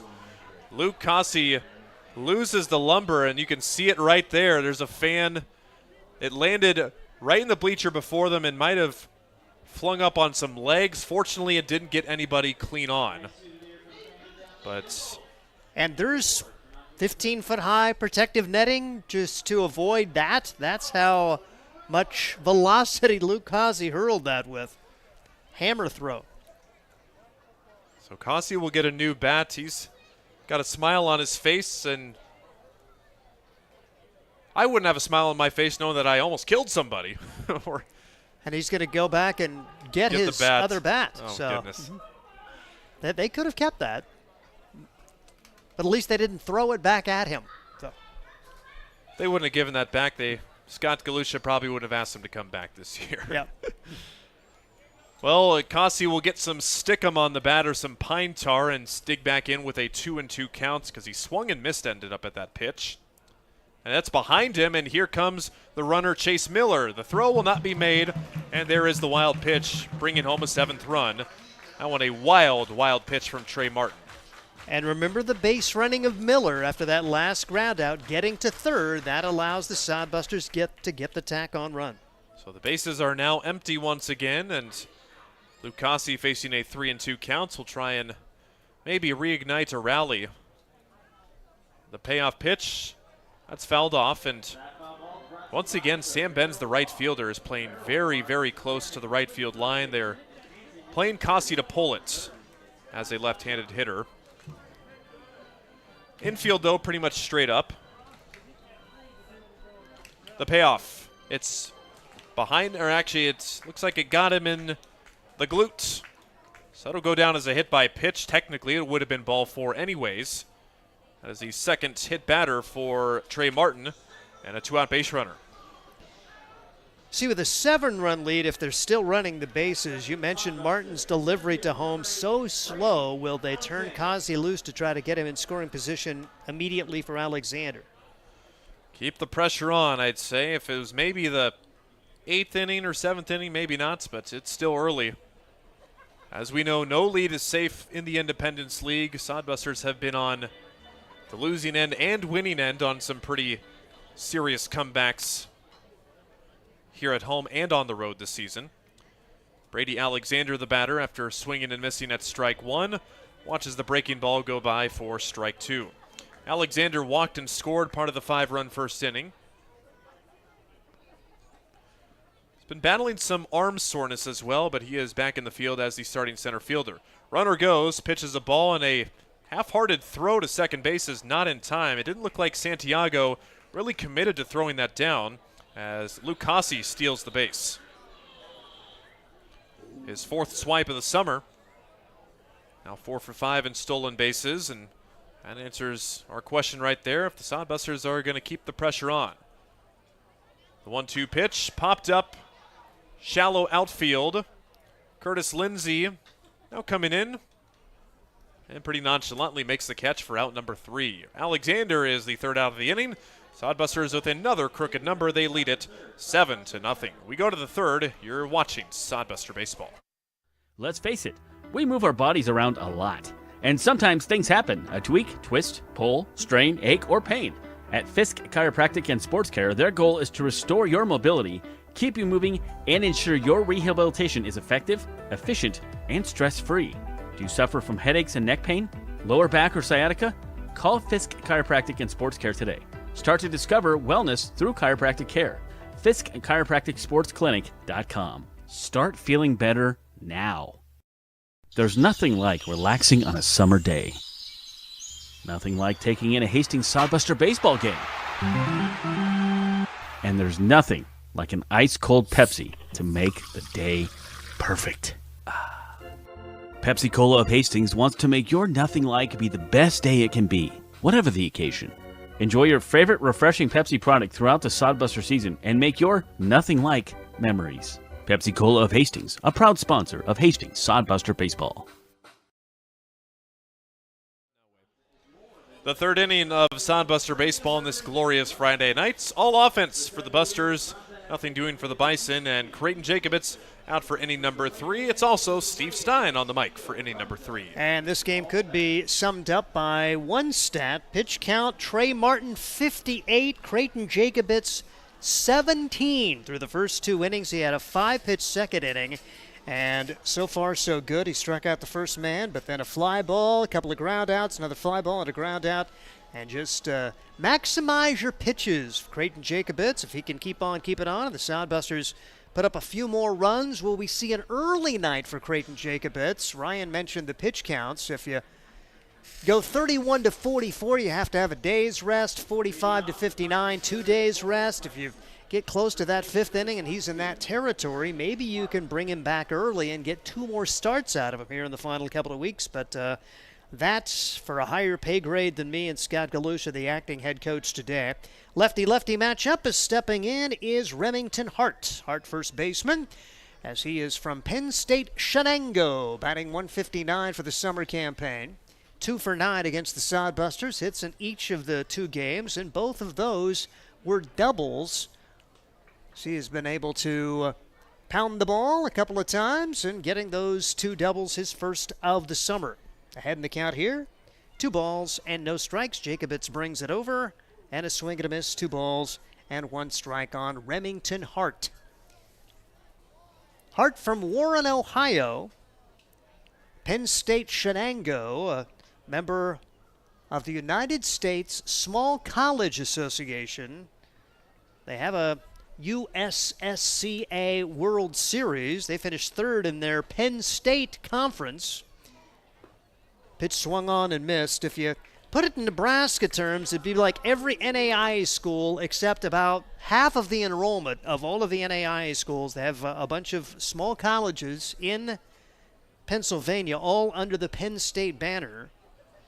And they play baseball and other sports against one another. 2-2 pitch out of the zone. It's now 3 balls and 2 strikes on Remington Hart. And they're all the Nittany Lions. So you can say that you played for Penn State. The Nittany Lions take the lead, and the Nittany Lions take the lead right back. 3-2 pitch. Bouncing ball to the right side. Could be a tough play. It's going to be fielded by the first baseman. Jensen throws to Jacobitz. Can't win the race. That's an infield single for Remington Hart on a perfectly placed ball to the right side. Yeah, it looks like Jacobitz didn't get off the mound quick enough there, and the soft tapper usually means an easy out, not in that case. And I thought it might have went off the foot of Hart, but obviously it did not. Jacobitz kind of fell off to the right side, and then by the time he got back, he wasn't fast enough to get there. So the first hit of the ball game, first base runner. Here's Talon Field as the beer batter, and he's loving it. He did a took his helmet off and bowed to the crowd before stepping in. He of the left-handed batter's box, and with the bright pink batting gloves, taking ball 1, Talon Field. Played club ball at Sonoma State, California in the spring. 2024 grad of Sacramento's Christian Brothers High School. Watches this one go by for a strike. 1 ball and 1 strike. He played for the Bison last summer. Went 4 for 16, but then broke his hand before they had a chance to play in Grand Island against the Hastings Sodbusters. Watches this pitch go by. 2 balls and a strike on Talon Field this summer, 0-9-4. 2 runs batted in, a run scored. 1 for 4 against the Sodbusters with an RBI 2 days ago. 2-1 pitch. Bounces this one back up the middle. Vega can't make the play, and everybody's going to be safe. Vega thinking about stepping on that bag and didn't handle it cleanly, and all of a sudden the door is open for the Bison here after an infield single and a rare error. Yeah, I think that's exactly what happened. Vega was probably already in the thought process of fielding it and stepping on the bag at second, throwing over to first for a potential double play. Not the case, E4 of the scorebook. And the Hastings Sodbusters bearing down here. We'll see if Creighton Jacobitz can work around difficulty. Set down the first 6. The 7 and 8 hitters have reached. And Trey Martin, designated hitter pitcher, will bounce it to the left side. Hecker, his only play to first base. Good job there for Joey.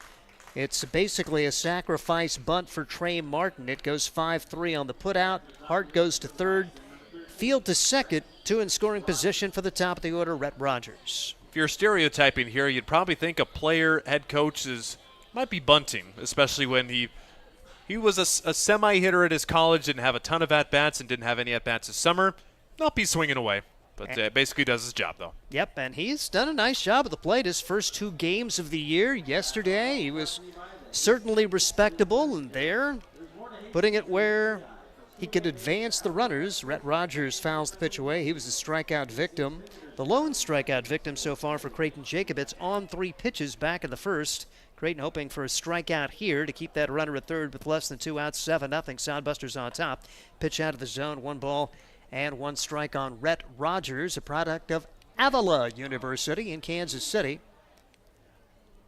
Now 1 for 10 against the Sodbusters. 1 for 5 yesterday with a run scored in the Bison victory. Pitch on the outside corner for a strike. 1 ball and 2 strikes. The Bison 1-13.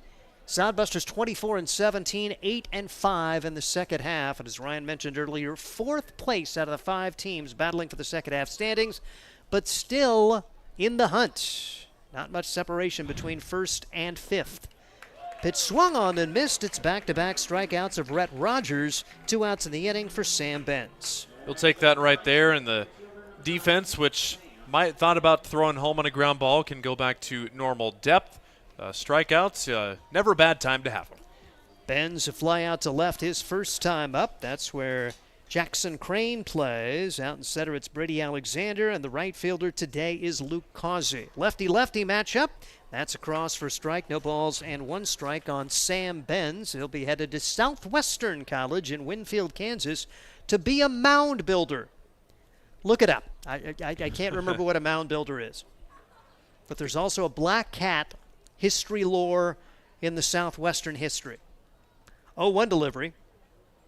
Jinx the cat, and when I called a game at Southwestern University, they had a cat living in the place where they played basketball. So one of the unofficial mascots lived there. Not sure if that's still the case. Probably health department frowns on that this day and age.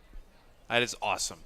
That's all I have to say about that. 1 ball, 1 strike, 2 outs. And the pitch outside for a ball. 2 balls and 1 strike on Sam Benz. Trying to come up with a big hit and bring the Bison right back into this one. 7-0. Hastings on top. 5 of the first 2 in the second. Creighton Jacobitz trying to keep it on for Hastings. Put another 0 on the board and get the offense back to it. You'd love to run away and hide and preserve a little energy heading into a huge series with Fremont beginning tomorrow.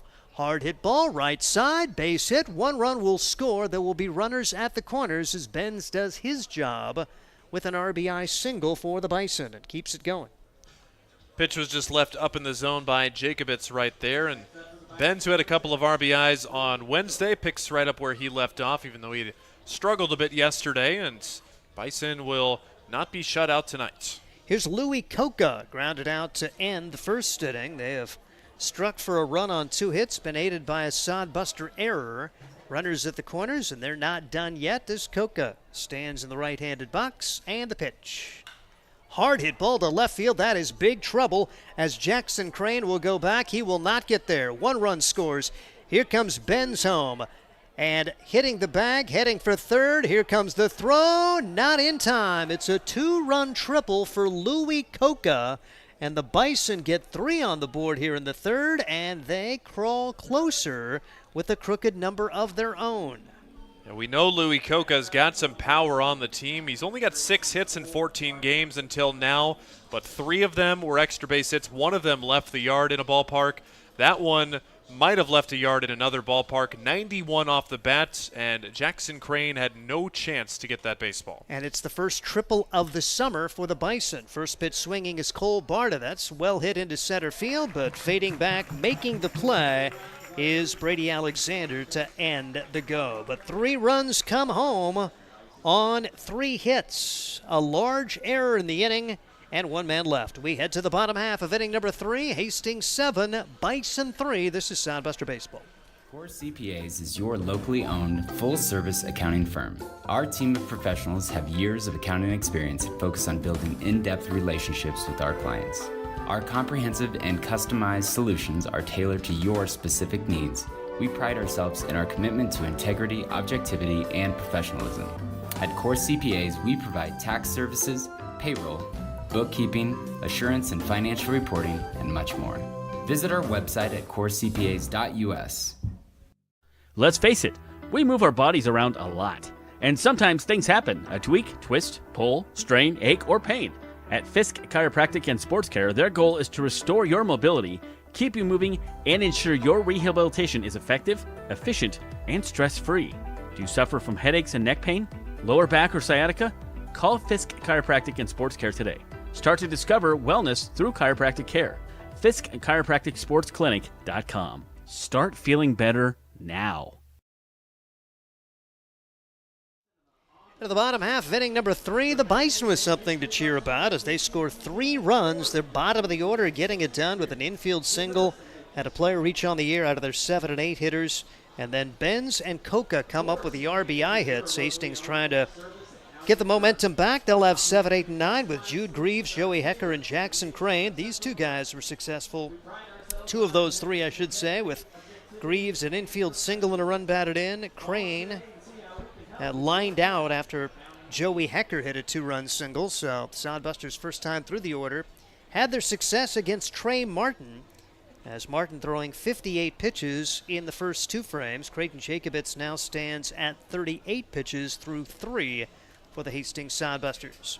And you're hoping Hastings didn't think this game was over, as taken a 7-0 lead, lost a little bit of focus defensively, and the Bison made them pay. This is a Bison team that has not hit it well for an average anyway at 198, averaging about 4 runs a game, but scored 6 runs in the 8th inning yesterday to win it 8-4. Opportunistic when you leave the door open.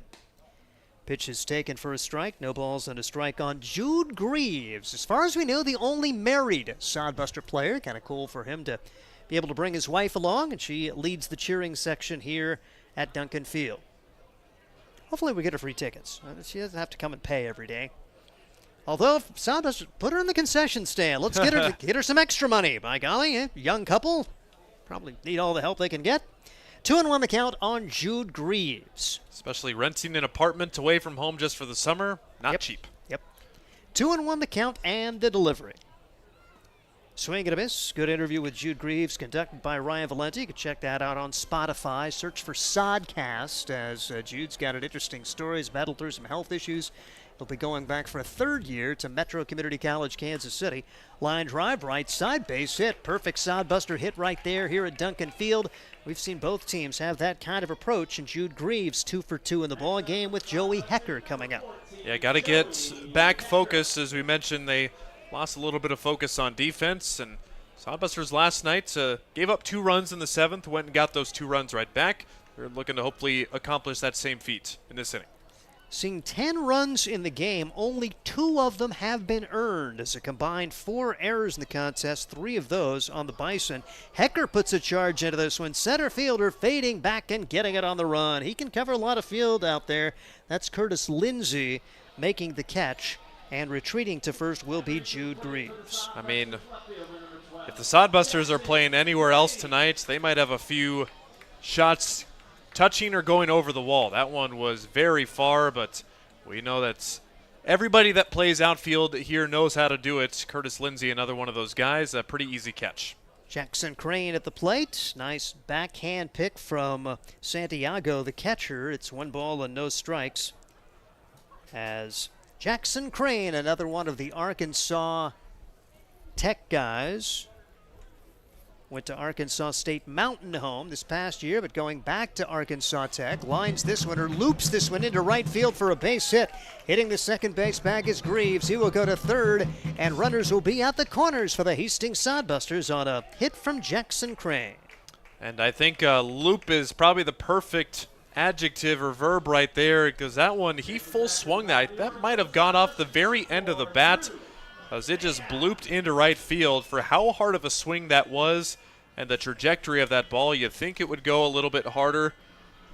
Flight Scope says 25 miles an hour off the bat. I think it might be a little bit more than that, but it was a bloop shot. It was nothing hit hard whatsoever. About the kind of speed my Fiat can get in 10 seconds. 25 off the bat for Jackson Crane. It's a solid single in the book, and he's 1 for 2. Up and down the lineup. Hastings getting it done, and just the man you want at the plate with one out. Drew Vega already 2 for 2 in the contest. Looking for more. We'll see if they turn Crane loose to try to get him into scoring position. Don't have to. Ball is in the turf. Back to the screen. A run will score, and Crane will move up. Greaves comes home from third. The Sodbusters get one of those runs back on the wild pitch, and it's now 8-3. The Sodbusters with the lead. Already the third wild pitch for Trey Martin so far in this contest, and like we mentioned, just keep the pressure on, make them make mistakes, take advantage of them too, and you'll take the wild pitch here and nice base hits, get yourself even more back in the lead. 1 ball and 1 strike. Huge lead out at second base. Vega takes strike 2, and if Vega gets on for the third time, do you have a visit from the mound? Well, who visits? Trey Martin is the head coach. Guy who's been kind of the acting player coach is Noah Knotts, has been coaching down to third. Runner goes from second. No throw to third. We mentioned the lead that Crane had. Martin paid no attention to him, and Crane steals third.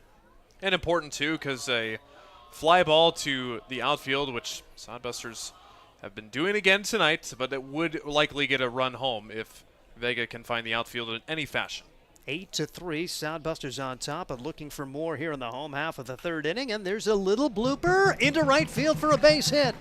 A bleeder from Vega. He is 3 for 3. Now, Drew Vega does have a 4-hit game this season. He's going to have plenty of opportunities to do that as we are just in the third, and he's already got 3 of them. Just about to say, how about 3 for 3 in the third inning? And Vega, he has gone to right field once again. That was where his first hit was. Last hit kind of went in between the lines, or outside the lines, and then went it to left. There he goes. Here is Miller taking ball 1, 1-0 the count. Sodbusters stealing at will in this contest. And Drew Vega, his 4-hit contest coming back on May 25th when he went 4 for 6 with 3 runs batted in. Hastings already with a 9-3 lead in this contest, getting 2 of the 3 runs back and looking for more. And the pitch is low in the turf. 2 balls and no strikes. Miller with a really good at-bat as last time. Chase with a single and a run scored in the second inning. We're in the third. Hastings already with crooked numbers in every inning. A totally different kind of game than the one we saw yesterday, which we played the first 6 innings in a little over an hour. Pitch in the turf.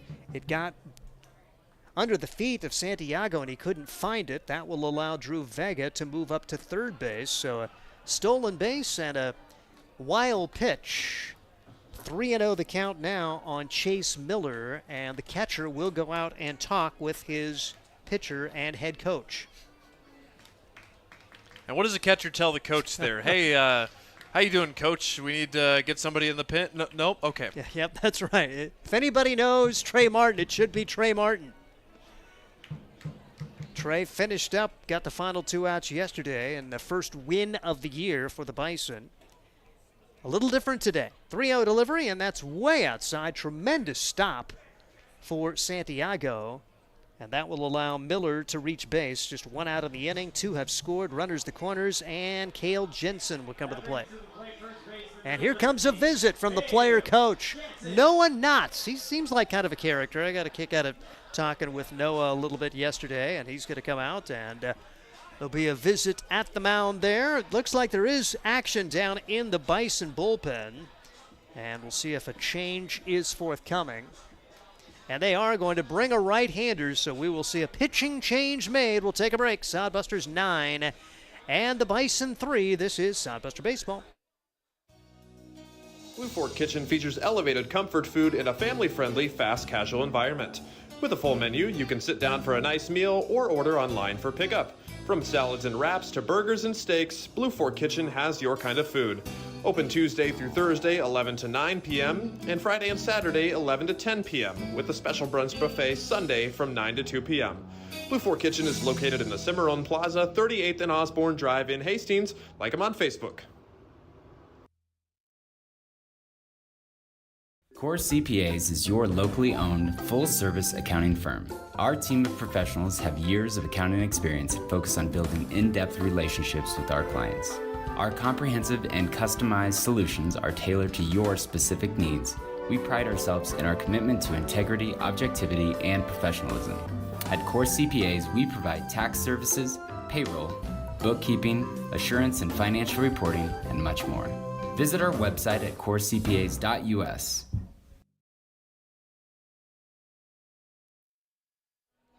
Pitching change is made, and it's brought to you by Joyride Pedal Company. Looking for a unique way to celebrate, sip, and cruise through town? Joyride Pedal Company has the ultimate 14-passenger party bike.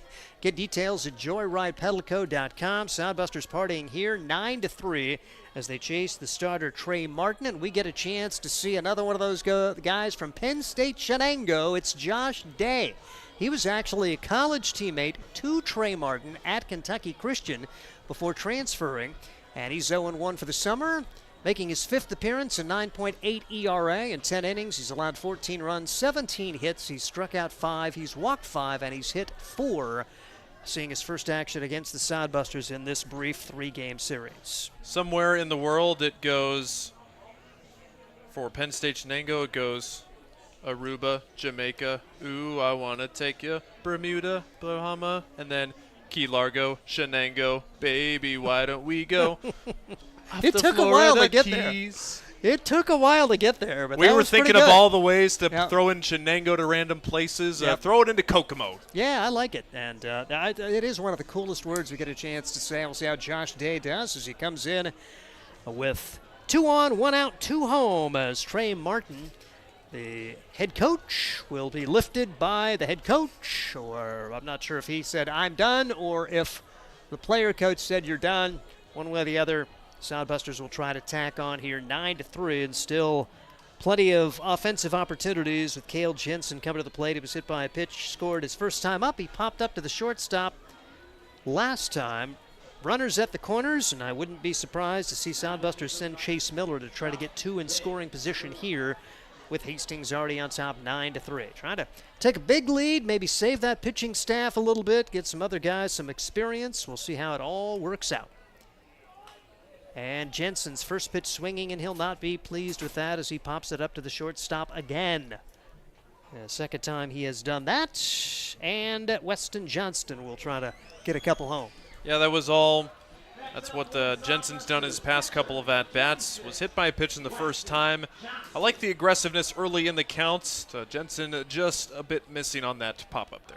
So Johnston, the top RBI producer, was credited with another run batted in back in the first inning. He reached on a fielder's choice and scored after the throw went to second, and it was turned into an error as part of that 5-run first inning. Pitch right over the top of Weston Johnston.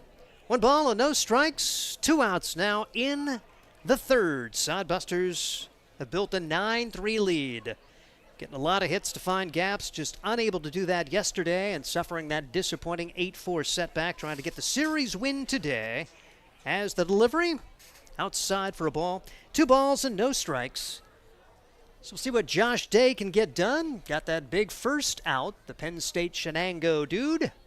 One of the more personal players. He was kind of the first guy that came up and introduced himself on the first day of the series and told me the whole Shenango story.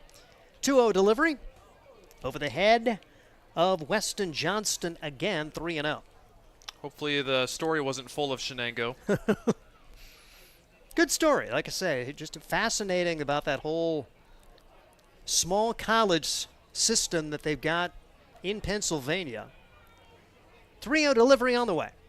That's high for ball 4, and the Sodbusters will have them loaded now for Luke Causey.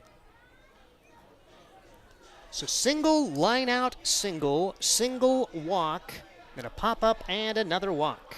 Vega will be at third, Miller at second, and Weston Johnston at first for the Hastings Sodbusters. Luke Causey, the lone home run here at Duncan Field this year. Going to be tough to get one out today. Wind blowing in from center field. Temperatures in the 80s. About 15 degrees warmer than it was the last couple of days. That's just from a viewing standpoint. It was really nice weather in July, the last 2 games here at Duncan Field. Causey puts a charge in it. It is carrying pretty well. Does it have enough? It will one-hop the wall. It's going to be a bases clearing extra base hit. Here comes Causey to third. He will have a stand-up triple. He leads the team in that category this season. And on another night with the wind blowing out, he likely has his second Duncan Field home run. 95 off the bat, and like you said, if there is no wind or if it's assisting out, that could have been a salami there. But bases clearing triple, a 5 spot now. Sodbusters with a 9-run lead, a moonshot to right. I think he's healthy. He's coming back off that knee injury, and it's certainly not affecting his swing today. As Luke Causey, a 3-run triple. He is now 1 for 2 on the day, and the Sodbusters have a 12-3 lead as they bat their 9th batter of the inning. It's Brady Alexander, who walked and scored his first time up. Wow. 1-0 delivery. And if that return is any indication, we all need to go to Cinnamon Shore, Texas. It's on the Texas Gulf Coast where families nurture tradition and make new memories. That's where he had his recent vacation. Is that their city or township website? Yes, I am. It's totally, this inning going to be brought to you by Cinnamon Shores, along with Luxury Port Aranis Vacation Rentals. They also have on-site dining and activities, experiences, and even beach buggies. So you've got everything you need. Beach buggies, I'm sold. Yep. 12-3 the score. 2-1 delivery is pounded foul. Brady Alexander, we'll see it go to 2 balls and 2 strikes. The former Plainsman has done a nice job since putting on the yellow and green, trading the green and white. Will be a key member of this Sodbuster team the final week of the season. Homestand continuing its game number 5 of 11. 2-2 delivery. Alexander watches it go by for ball 3, 3-2.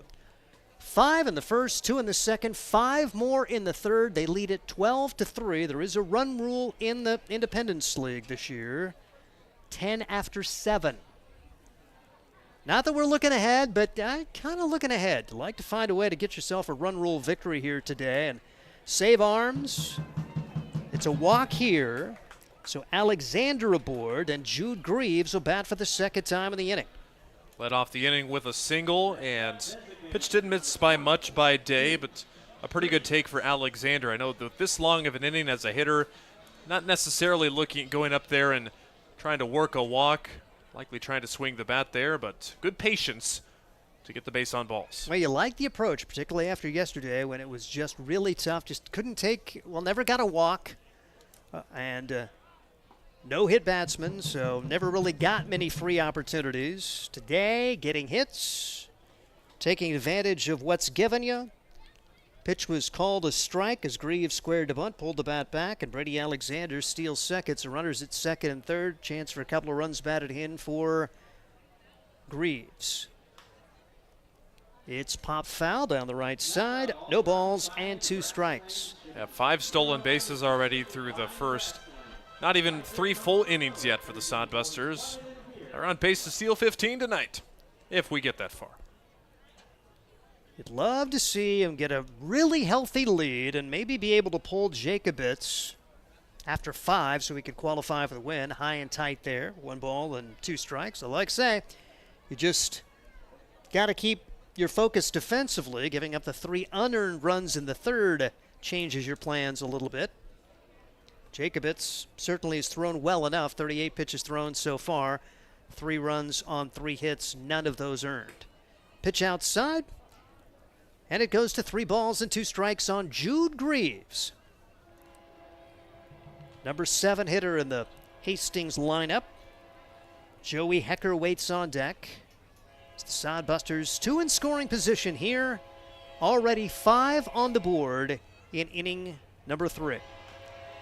Bouncing ball down the third base side. It's going to be picked up. The throw home is going to be in time. Sodbusters had Causey just a little bit hesitant. He didn't go on contact. If he does, they may not be able to get him out at home, but really smart play there for Louis Coca. That was probably his best chance to get an out. The tag applied by Santiago, but the Sodbusters get 5. We head to the 4th inning.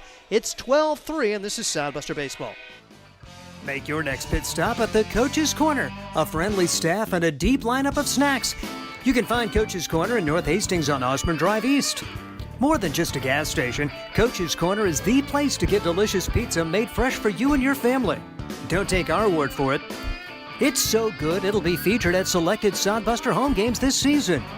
For a convenient and clean experience, be sure to check out the new convenience store in North Hastings, Coach's Corner. Let's face it, we move our bodies around a lot.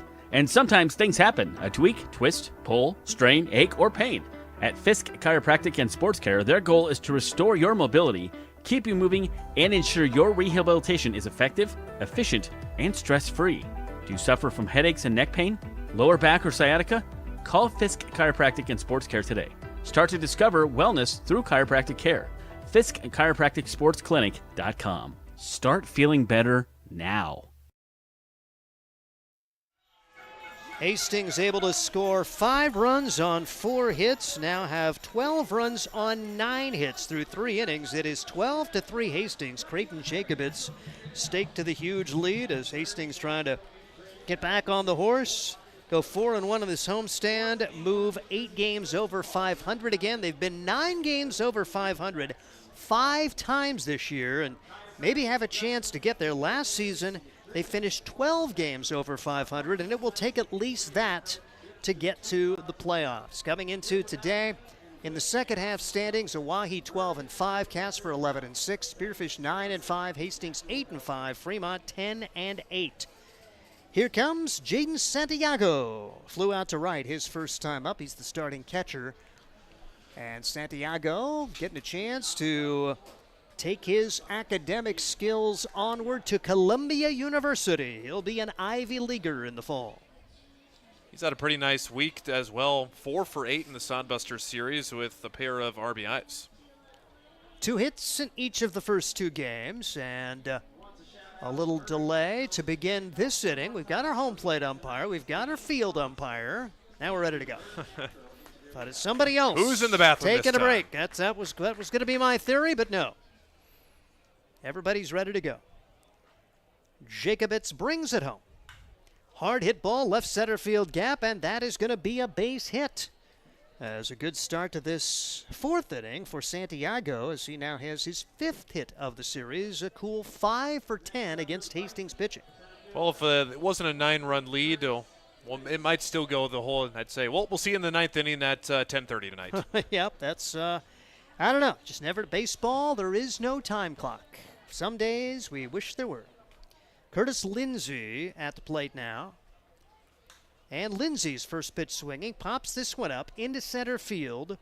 Ranging over, getting underneath it is Alexander. So a single and a flyout, 1 on and 1 out. Good luck to Curtis Lindsay at his next stop. He's going to go to Benedict University in Columbia, South Carolina, after spending this past year at the College of the Canyons. These Bison hitters being very aggressive in early counts against Creighton Jacobitz because he is a dangerous guy with 2 strikes, and they saw that firsthand on Wednesday when they struck out 3 times against him, so choosing to chase the early balls here tonight. Here's Remington Hart, an infield single and a run scored, his first time up as he takes strike 1, no balls, and a strike on Remington Hart.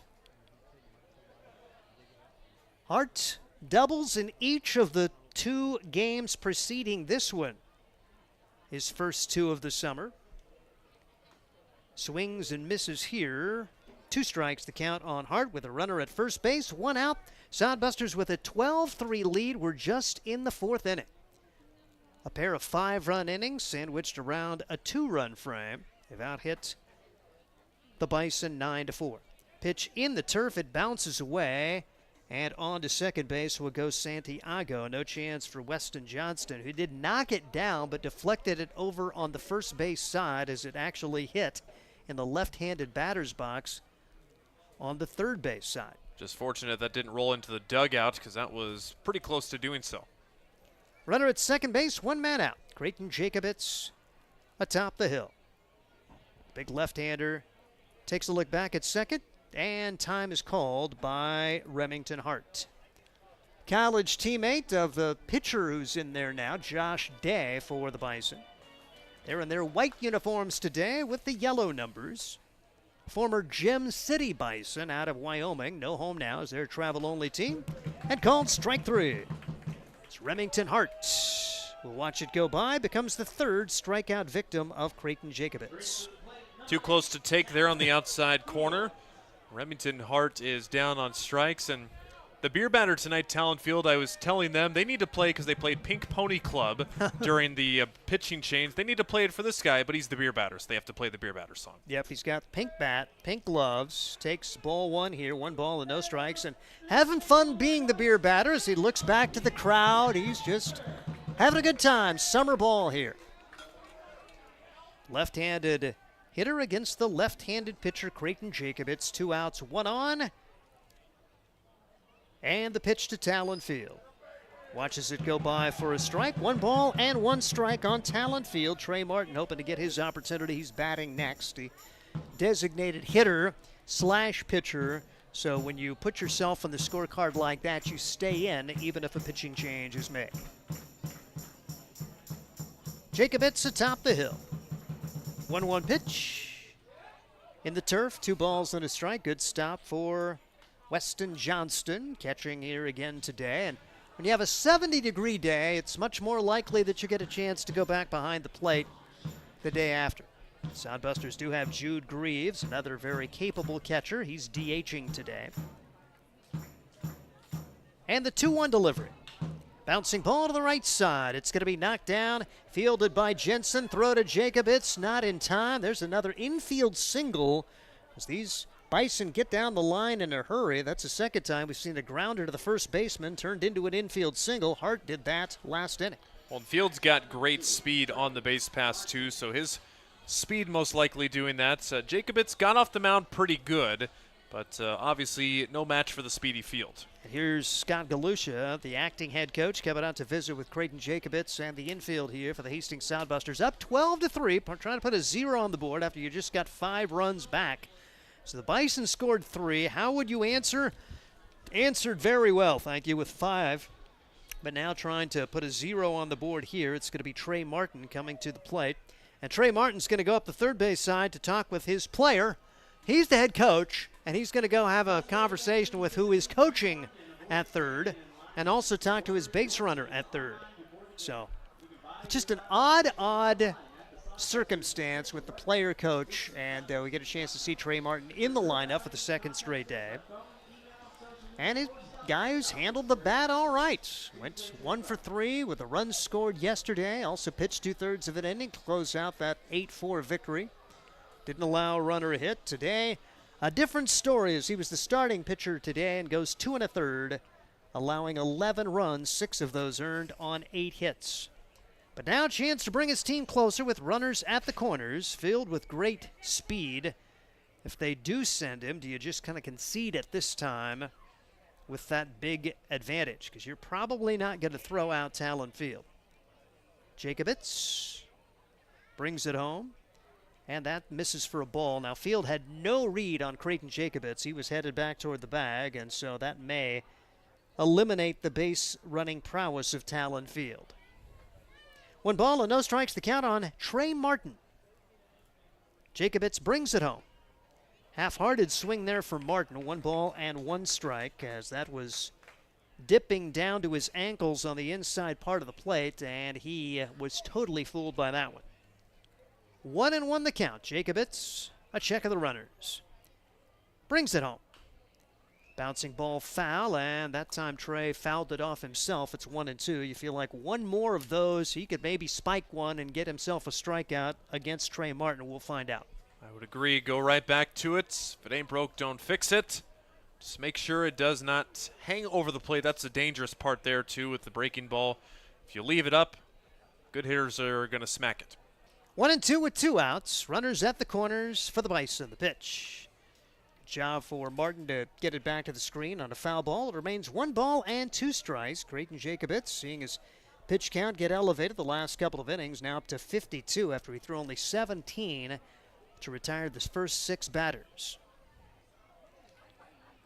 12-3. Sodbusters very good offense today after they scuffled offensively most of the game yesterday. Runner goes. The pitch is taken for a ball. Throw down to second base and not in time. Runner at third never even sniffed going home. Little surprise there. And I'm really stunned that Weston Johnston tried to throw out Talon Field, who does steal the base. Well, Weston Johnson, the team leader in throwing out runners on the base pass so far. And if there is just a little bit better of a throw or a better reception, they probably get Field there. That was a bang-bang play, even with not the best throw and reception. And Santiago maybe could have taken off for home. The pitch is taken for a ball. Outside to Trey Martin, and now 3 balls and 2 strikes. Santiago's got decent speed. I'm surprised he didn't come down the line a little ways anyway. Now runners at second and third for the Bison, and a 3-2 pitch on the way. Another foul ball. Say, for Trey Martin not having any official at-bats the last couple of days, it's been nice to see him have very competitive at-bats in his first 2 games at the plate. 3-2 with 2 outs again. Creighton Jacobitz trying to finish it off right here. The delivery. Strike 3. Martin couldn't get a read on that one, and all of that results in no runs. No runs on 2 hits, 2 men left, and we head to the bottom half of inning number 4. Hastings 12, Bison 3. This is Sodbuster Baseball. Let's face it, we move our bodies around a lot. And sometimes things happen, a tweak, twist, pull, strain, ache, or pain. At Fisk Chiropractic and Sports Care, their goal is to restore your mobility, keep you moving, and ensure your rehabilitation is effective, efficient, and stress-free. Do you suffer from headaches and neck pain, lower back or sciatica? Call Fisk Chiropractic and Sports Care today. Start to discover wellness through chiropractic care. Fisk Chiropractic Sports Clinic.com. Start feeling better now. There's nothing like relaxing on a summer day. Nothing like taking in a Hastings Sodbuster baseball game. And there's nothing like an ice-cold Pepsi to make the day perfect. Pepsi Cola of Hastings wants to make your nothing like be the best day it can be, whatever the occasion. Enjoy your favorite refreshing Pepsi product throughout the Sodbuster season and make your nothing like memories. Pepsi Cola of Hastings, a proud sponsor of Hastings Sodbuster Baseball. Sodbuster Baseball is into the bottom half of the 4th inning. Steve Stein, Ryan Valenta, Mason Hinrichs, and along with Noah Pagel and Connor Christensen, the guys doing the stats in the other booth. 12-3, Hastings on top here. 5 in the first, 2 in the second, 5 in the third. Bison got their 3 unearned runs in the third as Creighton Jacobitz making his way through 4 innings so far with 56 pitches thrown. Josh Day in relief of Trey Martin here after he came in that 3rd inning. And it'll be the 8, 9, and 1 hitters for the Hastings Sodbusters. Joey Hecker tries to get things started. Hecker, 1 for 2, a 2-run single back in the first inning, a line out to center in the third. Hecker doubling his RBI total, getting all the RBIs for the season in his limited playing time in the last 3 days. Pitch taken high and outside. Of course, had that highlight of a day against the Bison 2 days ago, the walk-off winner. And I don't care what level you're at, that's a pretty cool moment. Solid line drive to left field to bring home the winning run and getting a chance to be dogpiled out beyond first base. 2-0 the count now on Joey Hecker, the Pullman, Washington guy who's going to be playing his college ball in his hometown at Washington State. Day brings the pitch home, and that's ball 3. 3-0 the count on Joey Hecker for the Hastings Sodbusters. Hecker 286 coming into today, 6 out of 21. 3-0 delivery, ball 4. Sodbusters get their leadoff man aboard, trying to put on some more pressure, get a healthy lead, maybe be able to go to the pen and preserve arms as this long homestand continues. Yeah, we've seen in the past 2 games and even tonight that the Bison offense is there. You're thinking, 9-run lead, you can take it easy. Well, that's what we were saying when it was 7-0. Then they scored 3, so no reason to let up right now. And here's Jackson Crane, who had a single and a run scored his last time up. Crane had that little cue shot out into short right field the last time. It would eventually score. Takes ball 1 here. Jackson Crane out of Russellville, Arkansas. He's a business major. Big lead over at first base for Hecker. Throw that way. And he dives back in safely. Josh Day, the second player to come to the hill for the Bison. Their team ERA at 8.8. They did lower that with the performance the last couple of days, holding the Hastings team to 6 runs in 10 innings on Wednesday and just 4 runs yesterday. Pitch foul back. 1 ball and 1 strike on Jackson Crane. Hastings walking it off 6-5 and then losing 8-4 after they led 1-0 after 6 in what was an amazingly fast-moving game until it wasn't. Each team scoring 2 in the 7th, and then the Bison getting 6 runs in the 8th. Runner goes. Pitch is behind the batter Crane. Hecker will not try to take the extra base and will be at second base on the stolen base. 2-1 on the count. Just a bit inside? Or is that outside? Because it was outside of the hitter, but he was I digress. Yeah, that's inside. That was it was beyond the right-handed batter's box. That's how far inside it was. Pitch fouled away. 2 balls and 2 strikes on Jackson Crane. And no chance for Santiago to stop that one. Runner in scoring position, nobody out. Bottom half of inning number 4. Hastings has scored multiple runs in every inning and trying to keep it going here. Keep the foot on the gas, keep the momentum going your way after yesterday's loss, and then a huge 2-game series. Fremont coming in, and they are going to be leg weary, you hope, because they're coming from Pierre tonight. Hard hit ball, right side, caught. Reaching up and grabbing it is Benz, and no chance for advancement. We mentioned the fact that Benz is playing on the line and so shallow. When it comes off the bat, you normally think, okay, that's a single, but it almost carried over the head of Benz. Yeah, he thought that one wasn't as hard a hit as it actually was because he came in a couple steps and then had to retreat. Ended up making the play in time, but yeah, he is not playing where a normal right fielder usually does tonight. 91 off the bat from Jackson Crane after his first hit went 25 miles an hour. Here's a bouncing ball to the right side, picked up by the second baseman. Throw to first in time. Drew Vega is out. Joey Hecker advances to third. That's why that previous play was a little painful. Hecker caught in no man's land. If he could have tagged, he probably could have gotten to third and would have scored on that ground out. As it stands, Drew Vega turned away on his first attempt at a 4-hit game. He goes 4-3 on the putout. Here's Chase Miller trying to salvage the inning. Miller, a single, a run scored in the second, a walk, and a run scored in the third. They are batting their 4th time through in the 4th. That's generally a pretty good indication that you're going to be winning a ball game, and so far so good for the Sodbusters, up 12-3. Pitch taken for a ball here for Chase Miller. So Hecker walks, steals second, advances to third on the ground out, but there are 2 outs in the inning. Had that Jackson Crane line out to right. Pitch taken upstairs, 2 balls and no strikes on Chase Miller. Chase Miller, White Sox fan. Got to be painful the past few years being a White Sox fan, but loving life as an Indiana Hoosiers fan. How about the football season for IU a year ago? 2-0 pitch for Husker fans. How did they do against Indiana last year? I don't remember. We don't talk about that. I just couldn't remember. A big thumbs down, says Mason. I'm from Kansas, so, 2-1, the count on Chase Miller after he fouled it back to the screen. Indiana, a very special year. As Day brings it home. Low and outside. Good stop for Santiago to save a run, and it's 3-1 on Chase Miller. He's had a very good approach today. Hasn't tried to do too much. Miller will stand at the right-handed box.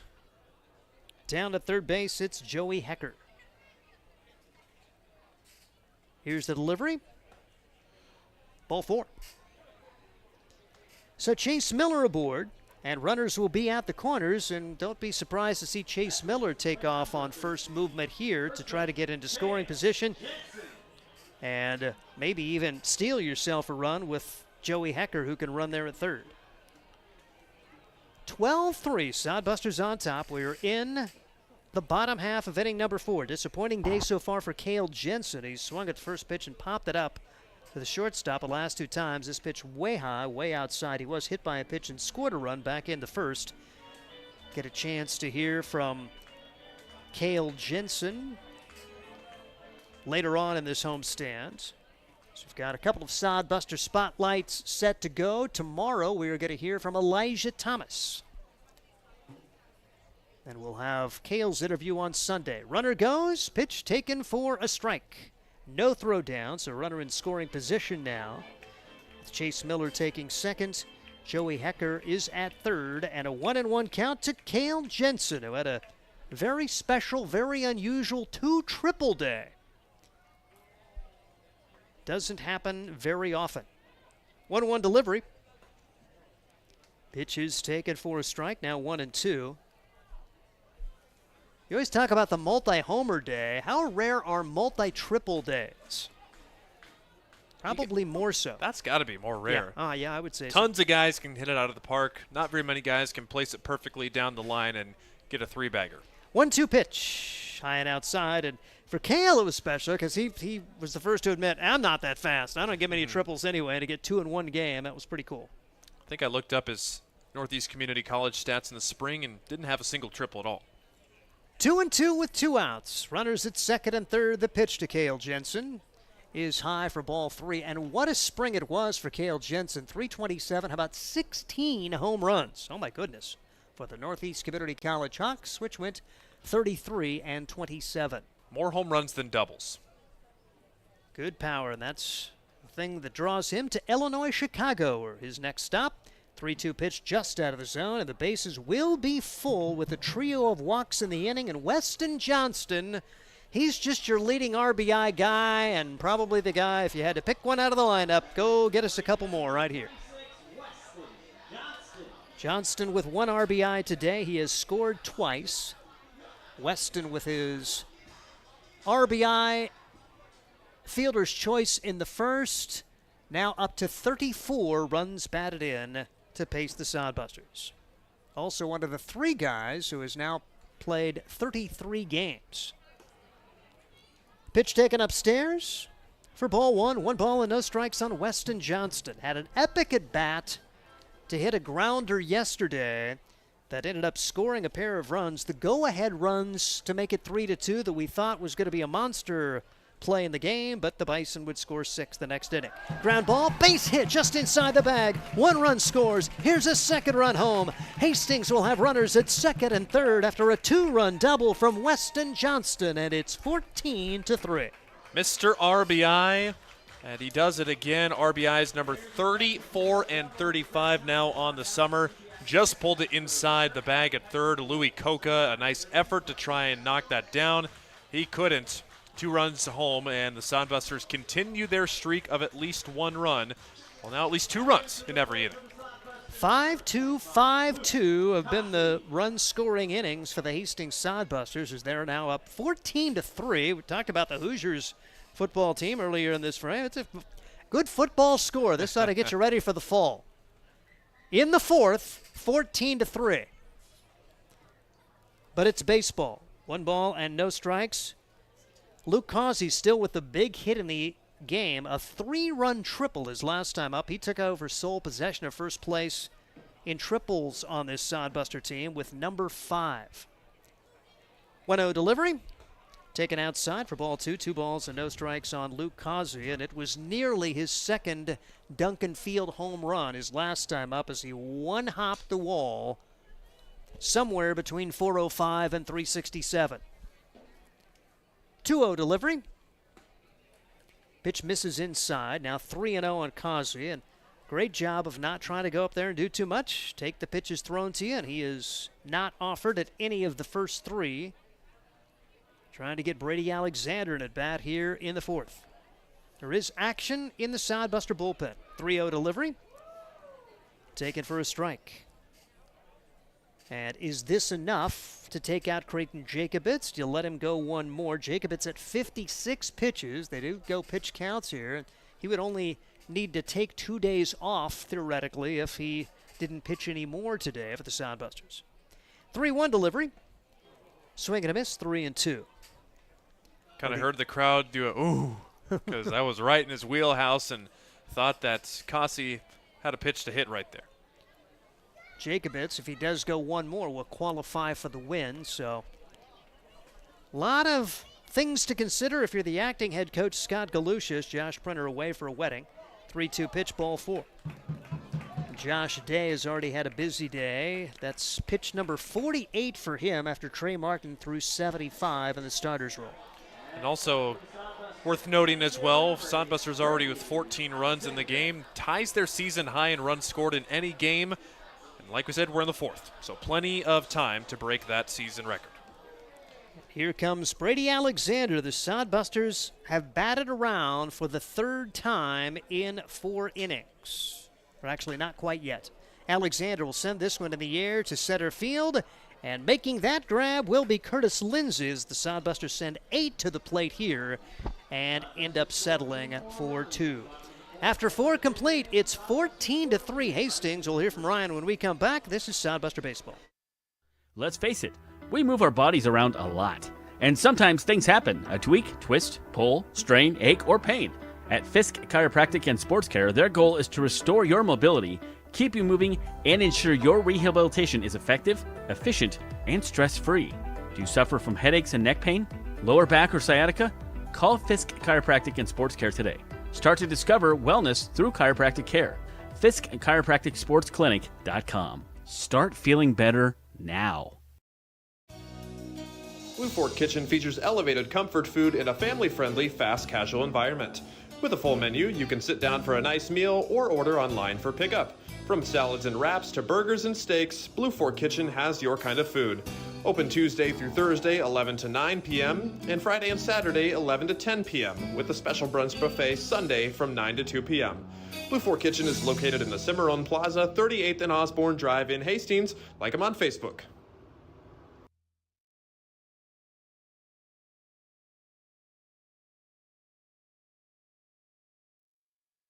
Head of the 5th inning, it's Hastings 14, it's the Bison 3, and we take it back to Ryan Valenta. Thanks, Steve. It's 5th inning now, so we are still yet to accomplish the halfway mark in this game, but we're over an hour and a half into game time, so my earlier prediction might be true. It might be a late evening here. At this point last night, goodness, we had to be at the 7th or 8th inning by now.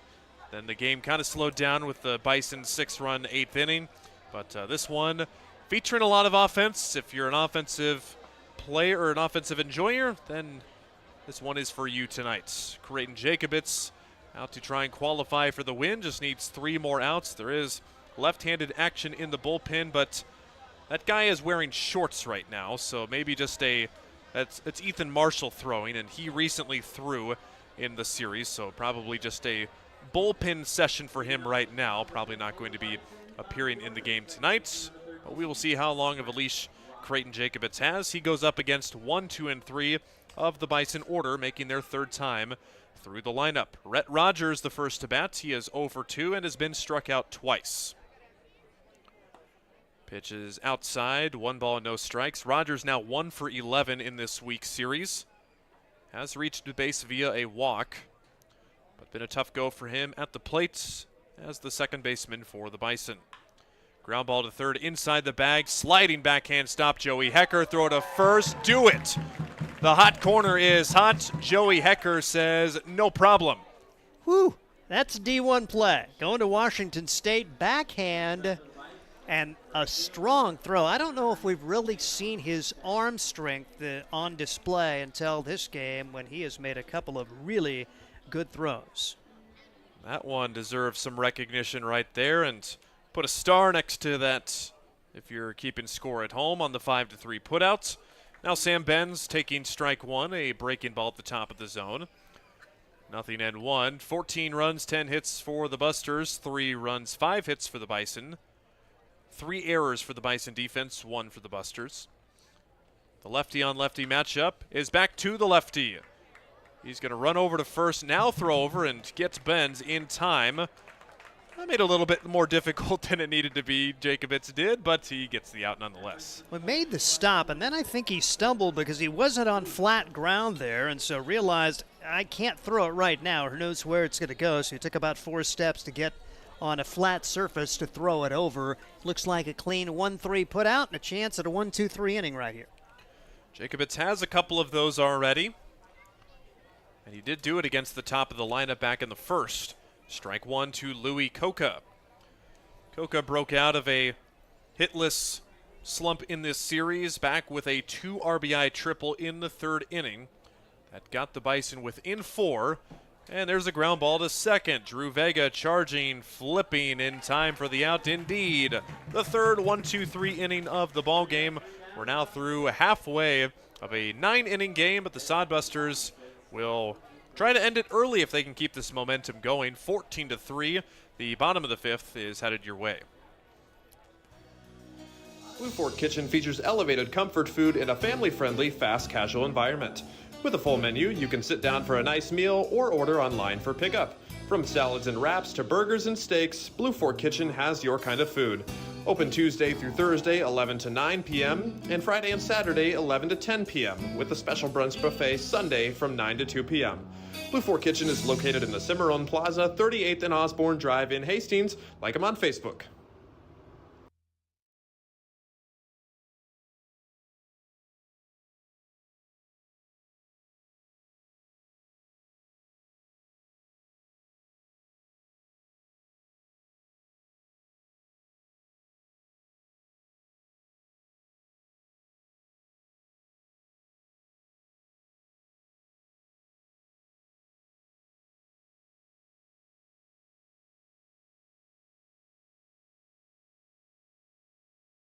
Core CPAs is your locally owned, full-service accounting firm. Our team of professionals have years of accounting experience and focus on building in-depth relationships with our clients. Our comprehensive and customized solutions are tailored to your specific needs. We pride ourselves in our commitment to integrity, objectivity, and professionalism. At Core CPAs, we provide tax services, payroll, bookkeeping, assurance and financial reporting, and much more. Visit our website at corecpas.us. A new pitcher on the mound for the Bison squad. This is Remington Hart, tonight's starting first baseman, goes to work against Jude Greaves to start off the 4th inning. This pitching change once again brought to you by the Joyride Pedal Company in Hastings. Remington Hart on for the 4th time this summer. He has appeared in a multi-inning relief appearance all 3 times, an 0-1 record, a 10-even ERA. He's given up a total of 13 hits, 13 runs, 5 walks, and 3 strikeouts in a total of 7 innings of work. Jude Greaves at the dish. He's got a multi-hit game with 2 hits. He's also grounded out to a fielder's choice, his 4th time up tonight. And down in the count.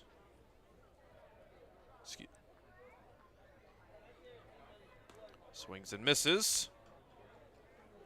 Remington Hart, so he switched over from first base to the pitcher's mound and now in at first, and his replacement is Brian Atkinson, who pitched most of the innings in relief last night on the mounds for the Bison. Otherwise, it appears the defense is the same for the travel-only squad, who is off to the Plains of Casper tomorrow. Jude Greaves wears that one on the shoulder or elbow. It would have been ball 4 either way. And Greaves is on for the 3rd time tonight. Sodbusters back to being hit by pitches. A rare game without being hit by a pitch yesterday, but if you're keeping track, 103 now for being hit by a pitch. The Ball Magnets been the unofficial title for the Sodbusters this summer. Interested to see, we'll have to dig into it for tomorrow's game to see how that ranks to other Independence League teams. It feels like a lot. Called strike to Joey Hecker. He's 1 for 2. Single fly out and a walk. Pitch by Hart. Catches the inside corner. 0-2. Early returns for Remington Hart on the mound. About 75 miles an hour for the fastball and 65 for the breaking ball. There is the breaking ball down and in right there. Our Flight Scope stats tonight are brought to you by Eagle Distributing. Pitch speeds, exit velocity, everything you want to know on that little machine. Ground ball to second, throw to first just in time. Rhett Rogers makes the play in just the nick of time. Had to back up on that ground ball a little bit, still gets out number 1. It looked like he had a notion if he could have fielded cleanly to whip it to second, but he had that little mishandle and was fortunate to get over to first in time as Hecker can run. Jackson Crane, the 9-hole hitter, steps in with a runner in scoring position. Sodbusters at least 2 runs in every inning so far. And they have been in a consistent pattern. 5-2, 5-2 have gone the runs in their respective innings. Jude Greaves at second base, advancing on the ground out a moment ago. Jackson Crane with a hit tonight. Waxed that one off of the body of the third baseman, Louis Coca. The throw not made, and now breaking for third is Jude Greaves, and he's going to be tagged out. A base running blunder by the Sodbuster designated hitter. There was nobody covering third, and Greaves thought he could sneak in there, but it's not the case. Yeah, that was you're thinking, why did he go? Because there was no one at third, but not the wheels to beat Talon Field, who can fly. And Talon Field wins like a game of tag, and no chance for Jude Greaves. That should be a single for Jackson Crane. That ball was smoked. But Jude Greaves erased on the base path, so Crane is on board at first base. And back to the top of the order in Drew Vega here in the fifth. Already the fifth go-around for the Sodbuster lineup here tonight. Vega looking for his second 3-hit game of the year. Drew Vega was tied for the team lead in hits last summer. He had 47 in the Sodbusters' 52 games last year. And now he's already up to 33. Turning it on late. Vega again trying the right field line, but not quite. So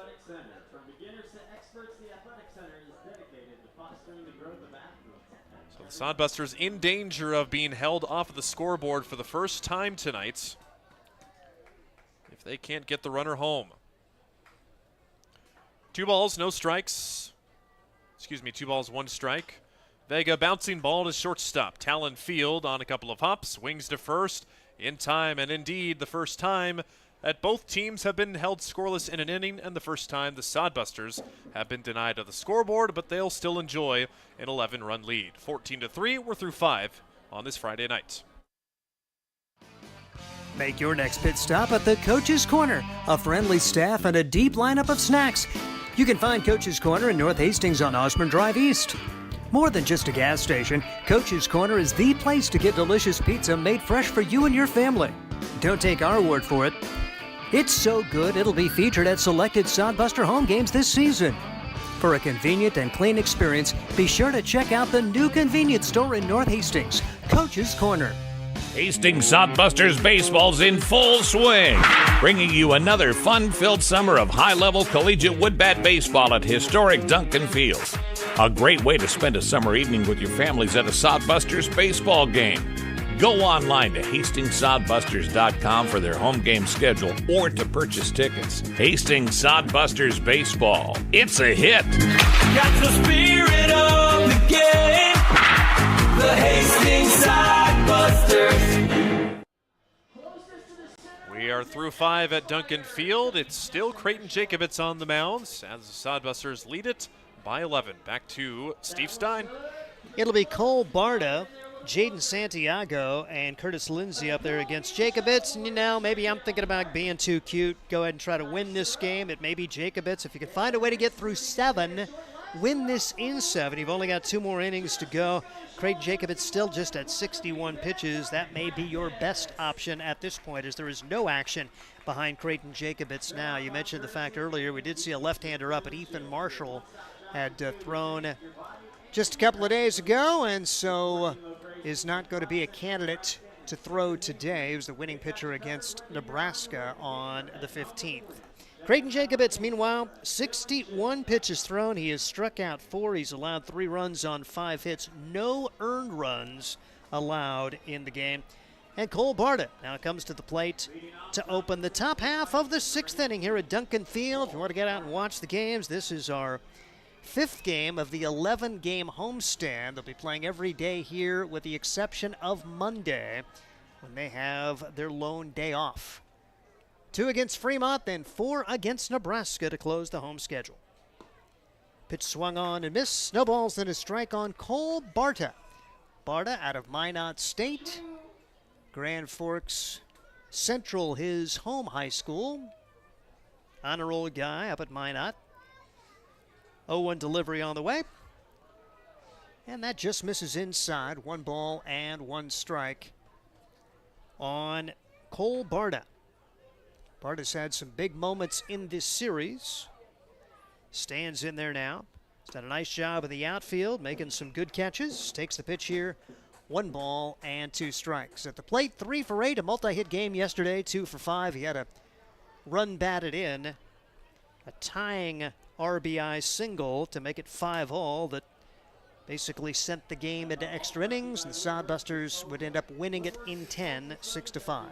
1-2 the count after the foul ball off to the bat of Barda. Sodbusters defensively, Cale Jensen getting a start at first today. It's Drew Vega at second. Chase Miller, the shortstop. Joey Hecker at third around the infield. Weston Johnston doing the catching today as the pitch is outside for ball 2, 2 balls and 2 strikes. The outfield left to right, Jackson Crane, Brady Alexander, and Luke Causey. Good to see Luke back in his Sodbuster uniform after a fairly extended break with that knee injury and then summer vacation. 3-2 the count now on Cole Barda's. Worked it back, a pretty lengthy at bat to lead off this inning. Sodbusters trying to go to 7-3 in the yellow jerseys this year. That's quickly becoming the favored uniform. Bouncing ball to the left side. Hecker makes the stop. Long throw. No chance. Barda's got some wheels. He will beat out an infield single. Thought maybe that was going to sneak foul, but it was a fair ball. And the 6th hit of the ball game for the Bison. They'll have a runner at first, nobody out for Santiago. Yeah, it's probably about as close as you can get for a foul ball right there. Guys are kind of getting on Joey Hecker in the dugout saying, come on, man, what was that? He's like, you guys, he was running fast. Runner at first, and a lefty-righty matchup now with Barda leading away from first, and Santiago swings and misses. He's 1 for 2 in the ball game. Santiago continues his mastery of the Sodbusters. 5 out of 10 in the series. Looking for another multi-hit game, and takes this one down low. Pair of hits in each of the first 2, and 1 for 2 in this one. 14 runs, 11 hits for the Sodbusters. 3 runs, now 6 hits for the Bison. Top half of the 6th inning. Hastings has scored in every inning but the 5th. Pitch across on the inside corner. It goes to 1 ball and 2 strikes. The Bison only runs coming back in the 3rd inning when they played it 3 unearned runs. Bouncing ball to the left side. The shortstop's got it. The only play to first, and Santiago can get down the line in a hurry as well. Chase Miller just did beat him out on that throw. Barda advances to second. And Chase Miller, he has just been locking it down at shortstop all week. Had the off-balance or the off-target throw back with Barda at bat in the 2nd, which was saved an error by Cale Jensen, but for the most part, it seems like almost everything is automatic when it's hit to the shortstop. Here's Curtis Lindsay 0 for 2 in the game. A ground out and a fly out. His first 2 plate appearances. Runner in scoring position, 1 man out. And this one a broken bat. Back up the middle. Vega's got it. He'll throw to first. And Lindsay is out. And so is the bat. Yes. Lindsay's going to have to find new lumber by the next time. And advancing to 3rd, Cole Barda. Yeah, that one, even Lindsay looked back at it too. He was in disbelief that he shredded that piece of lumber right there. Not sure that if he would have been running all the way out of the box that he would have made it to first, but that was no problem there. Here's Remington Hart, an infield single and a run scored. He's 1 for 2, was the strikeout victim his last time up. Now doing the pitching as the pitch is at the letters for a strike. No balls and 1 strike on Remington Hart. Sodbusters, a good start today. They needed that after dropping yesterday's 8-4 decision. Came out and delivered an early body blow and really haven't looked back as the pitch is in there for strike 2. Even when the Bison scored their 3 unearned runs back in inning number 3, Sodbusters came right back with a 5 spot. 0-2 pitch on the way. Called strike 3. Hart could not get it off his shoulder. He strikes out looking for the 2nd time. It's strikeout number 5 for Creighton Jacobitz as we head to the bottom half of inning number 6. Hastings 14, the Bison 3, and this is Sodbuster Baseball. Hi, I'm a baseball umpire. My job can get pretty stressful. I have to keep my eyes open at all times, and if I don't make the right call, people boo me. So to relax, I visit a Nebraska lottery retailer like this one and buy some scratch tickets. It always calms me down. Hey, you cut in line. I did not. All right, you're out of here. Hey, he didn't cut. All right, you're out of here. I feel better already. The Nebraska Lottery. Top prize odds vary by game. At Hastings College, we celebrate all the ways you shine. From more than 20 athletic teams to band, choir, theater, and art, plus esports, creative writing, speech, and media. Join in to earn a scholarship and find your people, the friends you'll hang out and have fun with. It's what makes Hastings great. So check out Hastings College, where your experience matters, in the classroom and in the activities you love to do. Visit us at hastings.edu.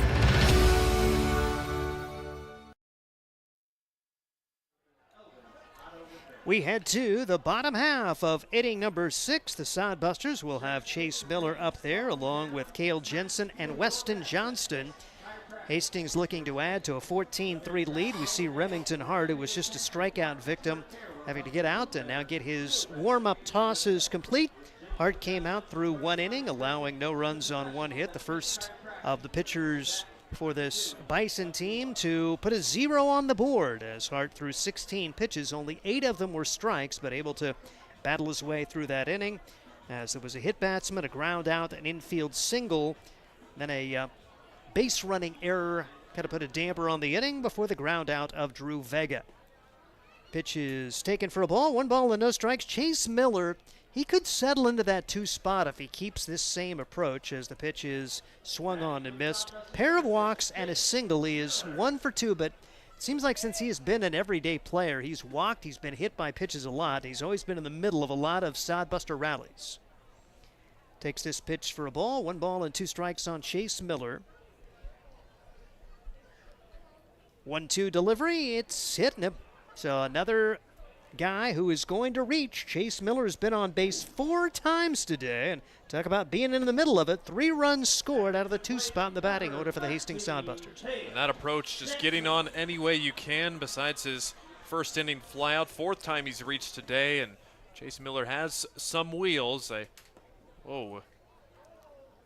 Didn't let him get started. As T. Smith stepped away, and I don't think he was ready, and the pitcher, Remington Hart, not pleased with that turn of events, as he will try to regain his focus. And I think there was time maybe called in the field. Was Chase Miller even down to first base yet? I think he's still a little bit hacked off about his strike 3, because he slammed his bat on the plate when he was at bats and had some words for T. Smith. He might be a little steamed right now. And does not get the call there. And he's probably not going to when he throws his hands up in the air. So going to see a visit to the mound from the catcher right here, as Jaden Santiago is trying to settle down Remington Hart. Hart was a 2-way player for Penn State Shenango in the spring, a team which finished 3rd in their conference tournament. They weren't expected to do much, but got on the verge of making the United States Small College Association World Series. Here's the pitch. It's bounced to the right side for a foul ball. 1 ball and 1 strike on Cale Jensen. Jensen is next stop downtown Chicago. It's really going to be cool to see Cale Jensen have a chance to play for Illinois Chicago. Bouncing ball right to the first baseman, steps on the bag, and they get the out there. Advancing will be Chase Miller, so does advance the runner on the ground out, and Miller at second base with 1 out. The Sodbusters on top 14-3. Yeah, Miller was off with a pitch right there, so gets himself out of a potential double play. And the first out of the inning with the runner in scoring position. And here's Weston Johnston, another big day for him, as he's got 3 more runs batted in. He had 3 runs batted in officially yesterday on just 1 hit. As the pitch is taken for a strike, Weston in this game is 1 for 3 to go along with those 3 runs batted in. He's also scored twice. 14-3, Sodbusters on top, looking to add a little more insurance here. You can win this in 7 innings by the 10-run rule, so you give yourself a little more insurance. There is real action now. A left-hander is warming for the Hastings Sodbusters. That appears to be Xander Hardy. 0-2 the count now on Weston Johnston with the Sodbusters on top 14-3. Pitch inside, didn't quite curve over there.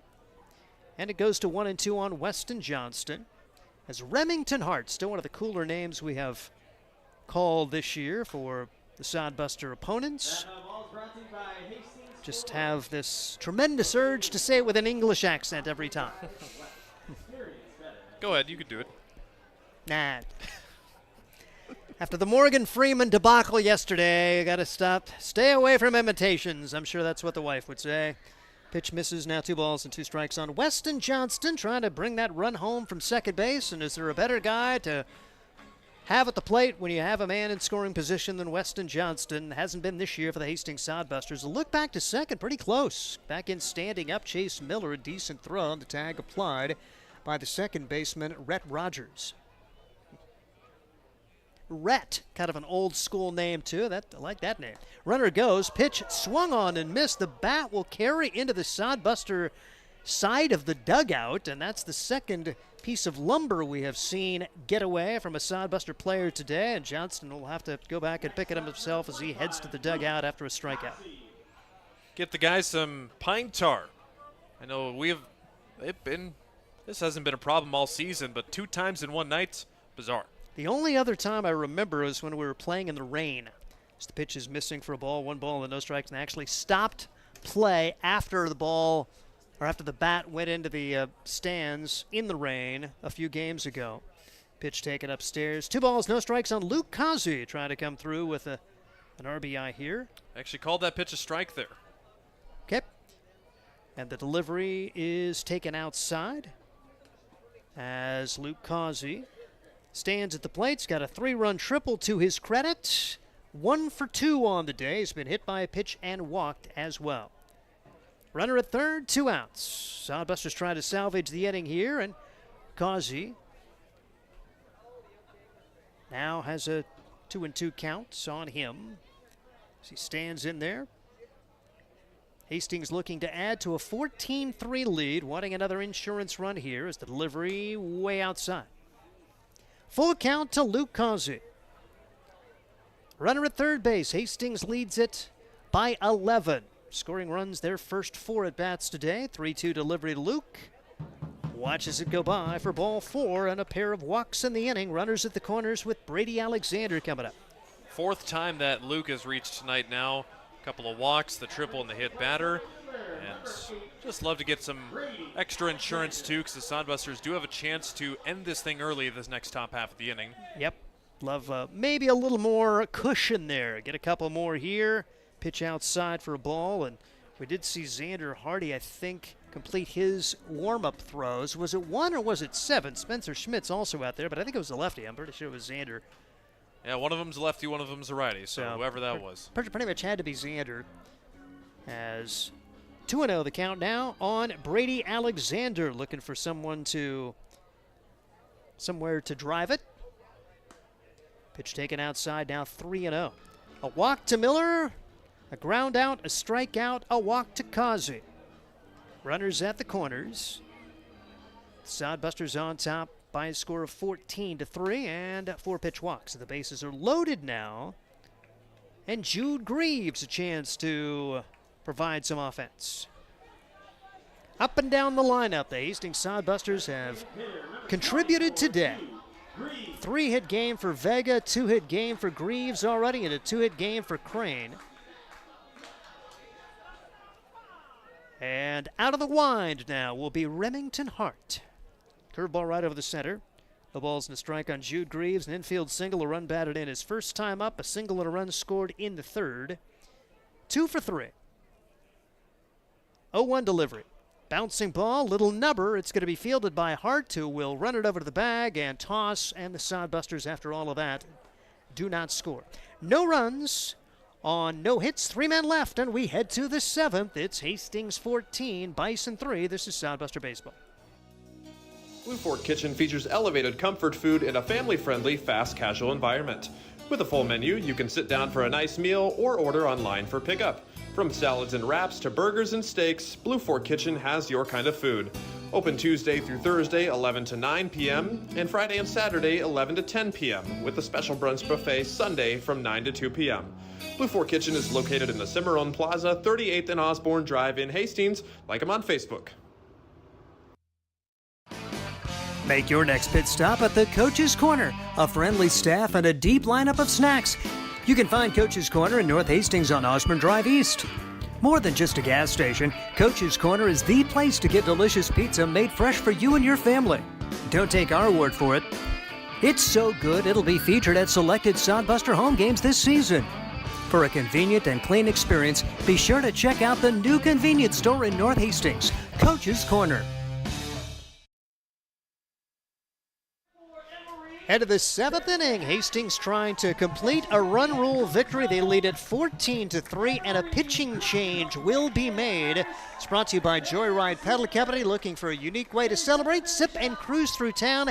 Joyride Pedal Company has the ultimate 14-passenger party bike. Go to joyridepedalco.com. Here comes Xander Hardy. Hardy, the Hastings College guy from Cheyenne, Wyoming, will be making his 3rd appearance. In 7 innings, he has allowed 5 runs, 3 of them earned. 8 hits, 4 strikeouts, 3 walks, 2 at-batsmen, an 0-1 record, a 3.85 earned run average, and it's been a little while for Xander, Ryan Valenta. Been a couple of weeks between his 2 appearances, one on June 22nd, the last on July 5th against the Plainsmen.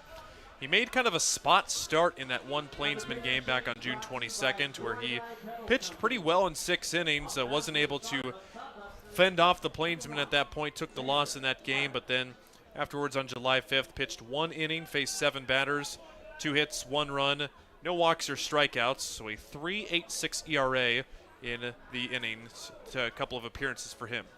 Here's River Walters, pinch hitter coming in there for the Bison. River Walters, 0 for 1 in 1 game played. Normally a pitcher, but you're down by 11. It's summer ball. Get out there and swing the bat, River. Good opportunity for him. He has been a thorn in the side of the Sodbusters. Has been in the middle of a lot of things. Let's just say that as the first pitch swung on and missed for River Walters. Walters came in and was the losing pitcher in the matchup on Wednesday. Bouncing ball foul. Didn't throw it poorly, but you got that free runner at second base, and he ended up getting 2 outs, but then allowing the game-winning single. But then he was the starting pitcher yesterday. Went 5 innings, allowing only 1 run on 5 hits, struck out 3, didn't walk anybody. That 0 walks is so huge. Sodbusters just couldn't get anything going consistently. A big swing at one that almost hit him, and River is down on strikes. I was going to say, good Lord, look out. I thought it did hit him for a second, and he's got a sheepish smile on his face. 0-2. You've got maybe one more chance. Why not swing the bat? And he was the beer batter because he batted for Duncan Field, who was the previous beer batter. So that counts? Yeah, it counts. And first pitch swinging. Here is Brian Atkinson, and there are 2 quick outs. Good job for Xander Hardy to retire the 8 and 9 hitters. Atkinson with his first at bat today, and he was 0 for 2 coming into today in 2 games. So they get 2 guys who don't get the chance to bat a whole lot. 2 at bats here. Now back to the top of the order for Rhett Rogers. Yeah, and Atkinson had struck out both of his appearances too, so he kind of had a hands out going back to the dugout. Hey guys, I put it in play. How about that? Head of the game. And now 1 out away from a run rule victory is Rhett Rogers. Toes the plate. Pitch across for strike. No balls, 1 strike. Xander Hardy has done a nice job. Again, mentioned the fact that he got a spot start against the Plainsmen. That had a decent relief appearance as well. Brings the pitch home here. And a swing at a foul ball, and 1 strike away from closing this out with a run rule victory. 77 pitches thrown for the starter, Creighton Jacobitz. So that would mean he'll need at least 3 days rest, which he probably would have gotten anyway. So you may have a chance to pitch him 2 more times. We'll have to see how it all works out. Here's the 0-2 delivery. Swing and a miss, and Xander Hardy comes out and puts a 3-up and 3-down inning on the board. And ladies and gentlemen, Sodbusters back in the win column. 4-1 of the homestand, 25-17 on the season as they take out the Bison in run rule fashion. 14-3, we'll have the numbers and hear from a member of the coaching staff when we come back. This is Sodbuster Baseball. Hi, I'm a baseball umpire. My job can get pretty stressful. I have to keep my eyes open at all times, and if I don't make the right call, people boo me. So to relax, I visit a Nebraska lottery retailer like this one and buy some scratch tickets. It always calms me down. Hey, you cut in line. I did not. All right, you're out of here. Hey, he didn't cut. All right, you're out of here. I feel better already. The Nebraska Lottery. Top prize odds vary by game. There's nothing like relaxing on a summer day. Nothing like taking in a Hastings Sodbuster baseball game. And there's nothing like an ice-cold Pepsi to make the day perfect. Pepsi Cola of Hastings wants to make your nothing like be the best day it can be, whatever the occasion.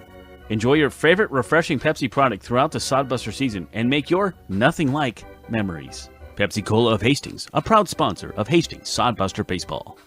Hastings Sodbusters baseball's in full swing, bringing you another fun-filled summer of high-level collegiate woodbat baseball at historic Duncan Field.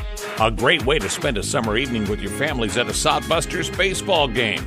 Go online to HastingsSodbusters.com for their home game schedule or to purchase tickets. Hastings Sodbusters baseball. It's a hit. Got the spirit of the game. The Hastings Sodbusters. Let's face it, we move our bodies around a lot. And sometimes things happen. A tweak, twist, pull, strain, ache, or pain. At Fisk Chiropractic and Sports Care, their goal is to restore your mobility, keep you moving, and ensure your rehabilitation is effective, efficient, and stress-free. Do you suffer from headaches and neck pain, lower back or sciatica? Call Fisk Chiropractic and Sports Care today. Start to discover wellness through chiropractic care. Fisk Chiropractic Sports Clinic.com. Start feeling better now. Sodbuster Baseball post-game. Ryan Valenta, Steve Stein on the winning end of a run rule game here this evening. 14-3 the final. Sodbusters up to 25 wins this summer, and really never was a doubt from the start of the game. 5 runs in the first, 2 in the second, 5 more in the third, 2 in the fourth. Really all it needed to be, and the pitching staff, a.k.a. Creighton Jacobitz, besides his 3-run inning he allowed in the third, was dynamic. Xander Hardy closes it out, but just really up and down the lineup. Steve, as you were just mentioning it a few innings ago, everybody getting into production tonight, and overall just a solid team win. Yeah, as you look at the line score, look at the box score, the Hastings Sodbusters, not everybody got a hit, but everybody at least scored a run or knocked in a run. The ones that didn't get hits produced in some way. So you love that 1 through 9, and you love the way Creighton Jacobitz came out, and it just getting more and more solid as this season goes on.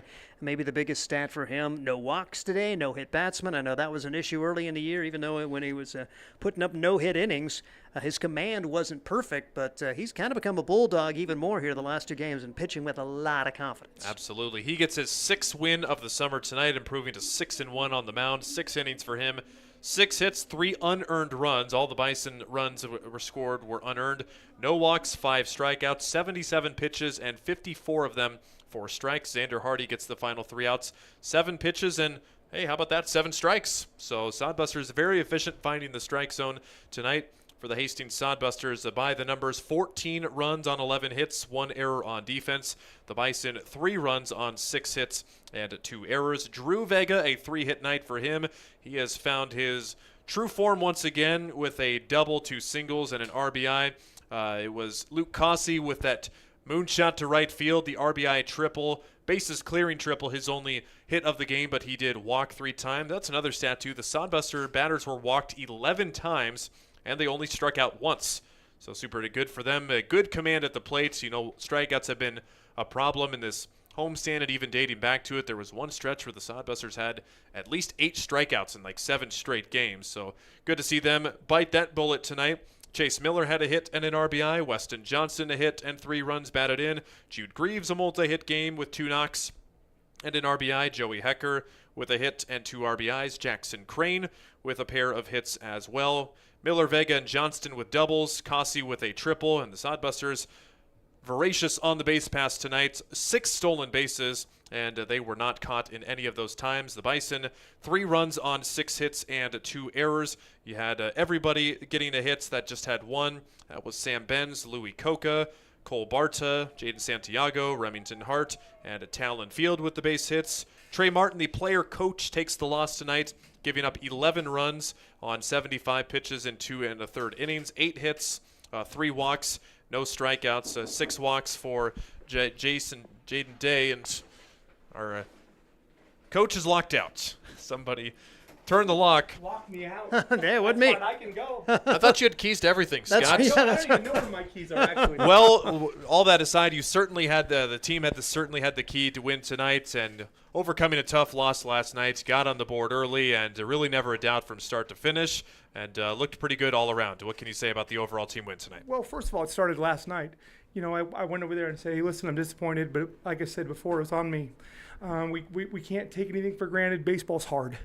And, we didn't give them anything. They just played real good last night. But we still could have, should have won the game. But that's how baseball works. So I think it started last night. And then when we had batting practice today, I just said, hey, we just need to have a better approach today and a little more emotion in the dugout. And all those things happened today. So I'm really proud of those guys down there in the dugout. And the approach at the plate, putting 5 up in the first, walking a lot, line drives, had some hard-hit fly balls, but manufacturing runs, keeping innings going. Talk about the offensive approach. You put 14 up in the first 4 at-bats. Yeah. We thought we were swinging over hard. With the velocity that they were throwing, our guys were kind of thinking it was batting practice. And so we talked about approach, and we talked about trying not to get ourselves out, and we talked about making good swings, not hard swings. And I think we did that a lot and had a lot better swings. Frankly, the softer we hit the ball, the better off we are. At least in the last few nights for sure, because we're making good swings and good contacts. But we got support up and down the lineup, and of course Creighton was really good on the mound, and he wanted to keep going. But Xander's been wanting to pitch for a long time, so we wanted to make sure we could get him out there. So happy that Xander came in and looked really good in the 7th. You mentioned the soft hit balls were the main key. One of them that did not result in a soft hit ball, but resulted in several runs. Luke Cossey's almost wall ball RBI triple. He's been a guy battling an injury, gone for almost 2 weeks. Boy, is he good to have back here. Well, I was hoping he was going to be back early enough to play yesterday, but he called me and said, hey, my flight's delayed. And I said, okay, fine. I'll try to get you to bat maybe, and we'll see what happens. But Luke has done a really good job for us. He gets a little antsy from time to time, but boy, when he has a good approach and he waits and gets a pitch he can hit, he's got a lot of power. And that was big too, because that really broke the game open. And plus it was a two out hit. And so those things are big. He made a stupid mistake on a ground ball later, which I told him about. But I think Josh would be happy watching. I thought the kids played hard. They played with much more motivation today, much more determination, and they really did what we were hoping they were going to do last night. And Jacobitz just continues to get a little more in command. No walks in either of his last 2 outings, and the defense let him down a little bit, but his strikeout numbers good, but the fact that he hasn't been walking people or hitting people lately, you love that. It's what I really like. He's getting better and better, but the command he has right now, and not just his presence. Okay, he was not happy that I was going to go to Xander, and I really like that. I like a guy that says, "Hey, I want the ball," and that wasn't Creighton last year. And that's one of those mature things that we didn't know we were going to get from Creighton, and we threw him their opening night a bunch of months ago, right, a long time ago, and he's just been getting better and better. So I'm really proud of Creighton, maybe even more so off the field than on the field, and he just looks like he wants the ball right now, and I love that, and that's going to help us down the stretch. All right, and the stretch continues tomorrow and Sunday with Fremont, and always fun playing the Moo, but guys that have played 5 straight games in 5 days, energy looked like there tonight. How are we feeling coming into Saturday and Sunday? Well, we're good. The bullpen's ready. We're going to go with Josh Nolte. He's going to start tomorrow, but we're going to throw a lot of guys, and then Josh West is going to start on Sunday. But it's all hands on deck with Monday off, so we're going to use a lot of guys. But I think we're ready, and that's really thanks to Austin last night and Creighton today that we're able to save that bullpen, so we should be ready to go. Hey, one thing I got to add, this little girl that's here tonight, her name is Hazelton. I call her Hazel. But this is their 3rd birthday, and I'm pretty sure I've said happy birthday to her 3 years in a row. So that's kind of cool that they're here a lot and for the games, and that's kind of one of those special things that not everybody knows. But this family's been coming to a lot of games. So Hazel, the little girl with the pretty hair, is what I call her. She's 3 today, so happy birthday. Awesome. And is it still you tomorrow on the fields and the rest of the weekend?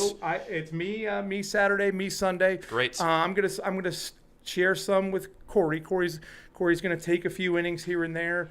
I don't like giving it up because that's my happy spot. My wife knows that, and it's probably going to be the last time I'm ever going to be out there. So it's hard for me to give that up. But I'm going to let Corey have a shot, and Corey will probably be up here regardless, talking to you one way or the other, unless it goes sideways and he has to answer hard questions, and I'll give him the easy one. If he does, we'll be nice to him. But we appreciate you coming up, Scott. Hey, you bet. Thank you very much. Appreciate all you do. Okay, thank you. Scott Galusha, the interim head coach for the weekends, and on the end of a victorious 14-3 win. So the Sodbusters win the series against the Bison. You would have loved to have the sweep, but the Sodbusters will take it as they creep closer to the top. They just need to keep winning and to give those teams at the top of the second half standings a run for their money. Nothing to complain about tonight, but with Fremont tomorrow, even though they've been kind of hovering around the 500 range in the second half, no reason to let up tomorrow, and got to keep the momentum into tomorrow. And you hope that they're tired because they're at Pier this evening, and you hope they're tired, but you kind of hope they're coming off a win because you almost need a Waukee to lose a few. You've got teams in front of you playing one another, and you kind of need them all to split while you're winning every game. We'll have to see how it all works out in the final week of the season. Well, I hate to be the bearer of bad news. Oahe just crushed Fremont 10-3, and that game is over. So Oahe continues its dominance, 4 straight wins now in the second half of play. Fremont will come back on a loss, and Spearfish and Casper up in Casper. That is a 7-4 Spuds lead. So teams that you might want the other team to be winning here if you're a Sodbuster fan, but control your own destiny still, at least for the moment. Keep winning and keep seeing what happens. That's going to do it. Early night for us here on this Run Rule Friday night win, but stay tuned to tomorrow night, same time at 6:35 p.m. Fremont, the Moo, come to town for a Saturday-Sunday series, part of our 7 straight broadcasts in 7 straight days. Myself, Ryan Valenta, Steve Stein. Thank you to Mason Hinrichs, our producer, Connor and Noah running the numbers next door. And this has been Sodbuster Baseball. We'll see you tomorrow night. Have a happy Friday. Catch the spirit of the game. The Hastings Sodbusters. Get the ultimate fan experience at a Hastings Sodbuster game this summer. Enjoy high-level collegiate summer wood bat baseball at the beautiful and historic Duncan Field in Hastings. Baseball and a whole lot more. Affordable family fun. That's what the Sodbusters and the Independence League are all about. Sodbuster Baseball. It's your team. Catch the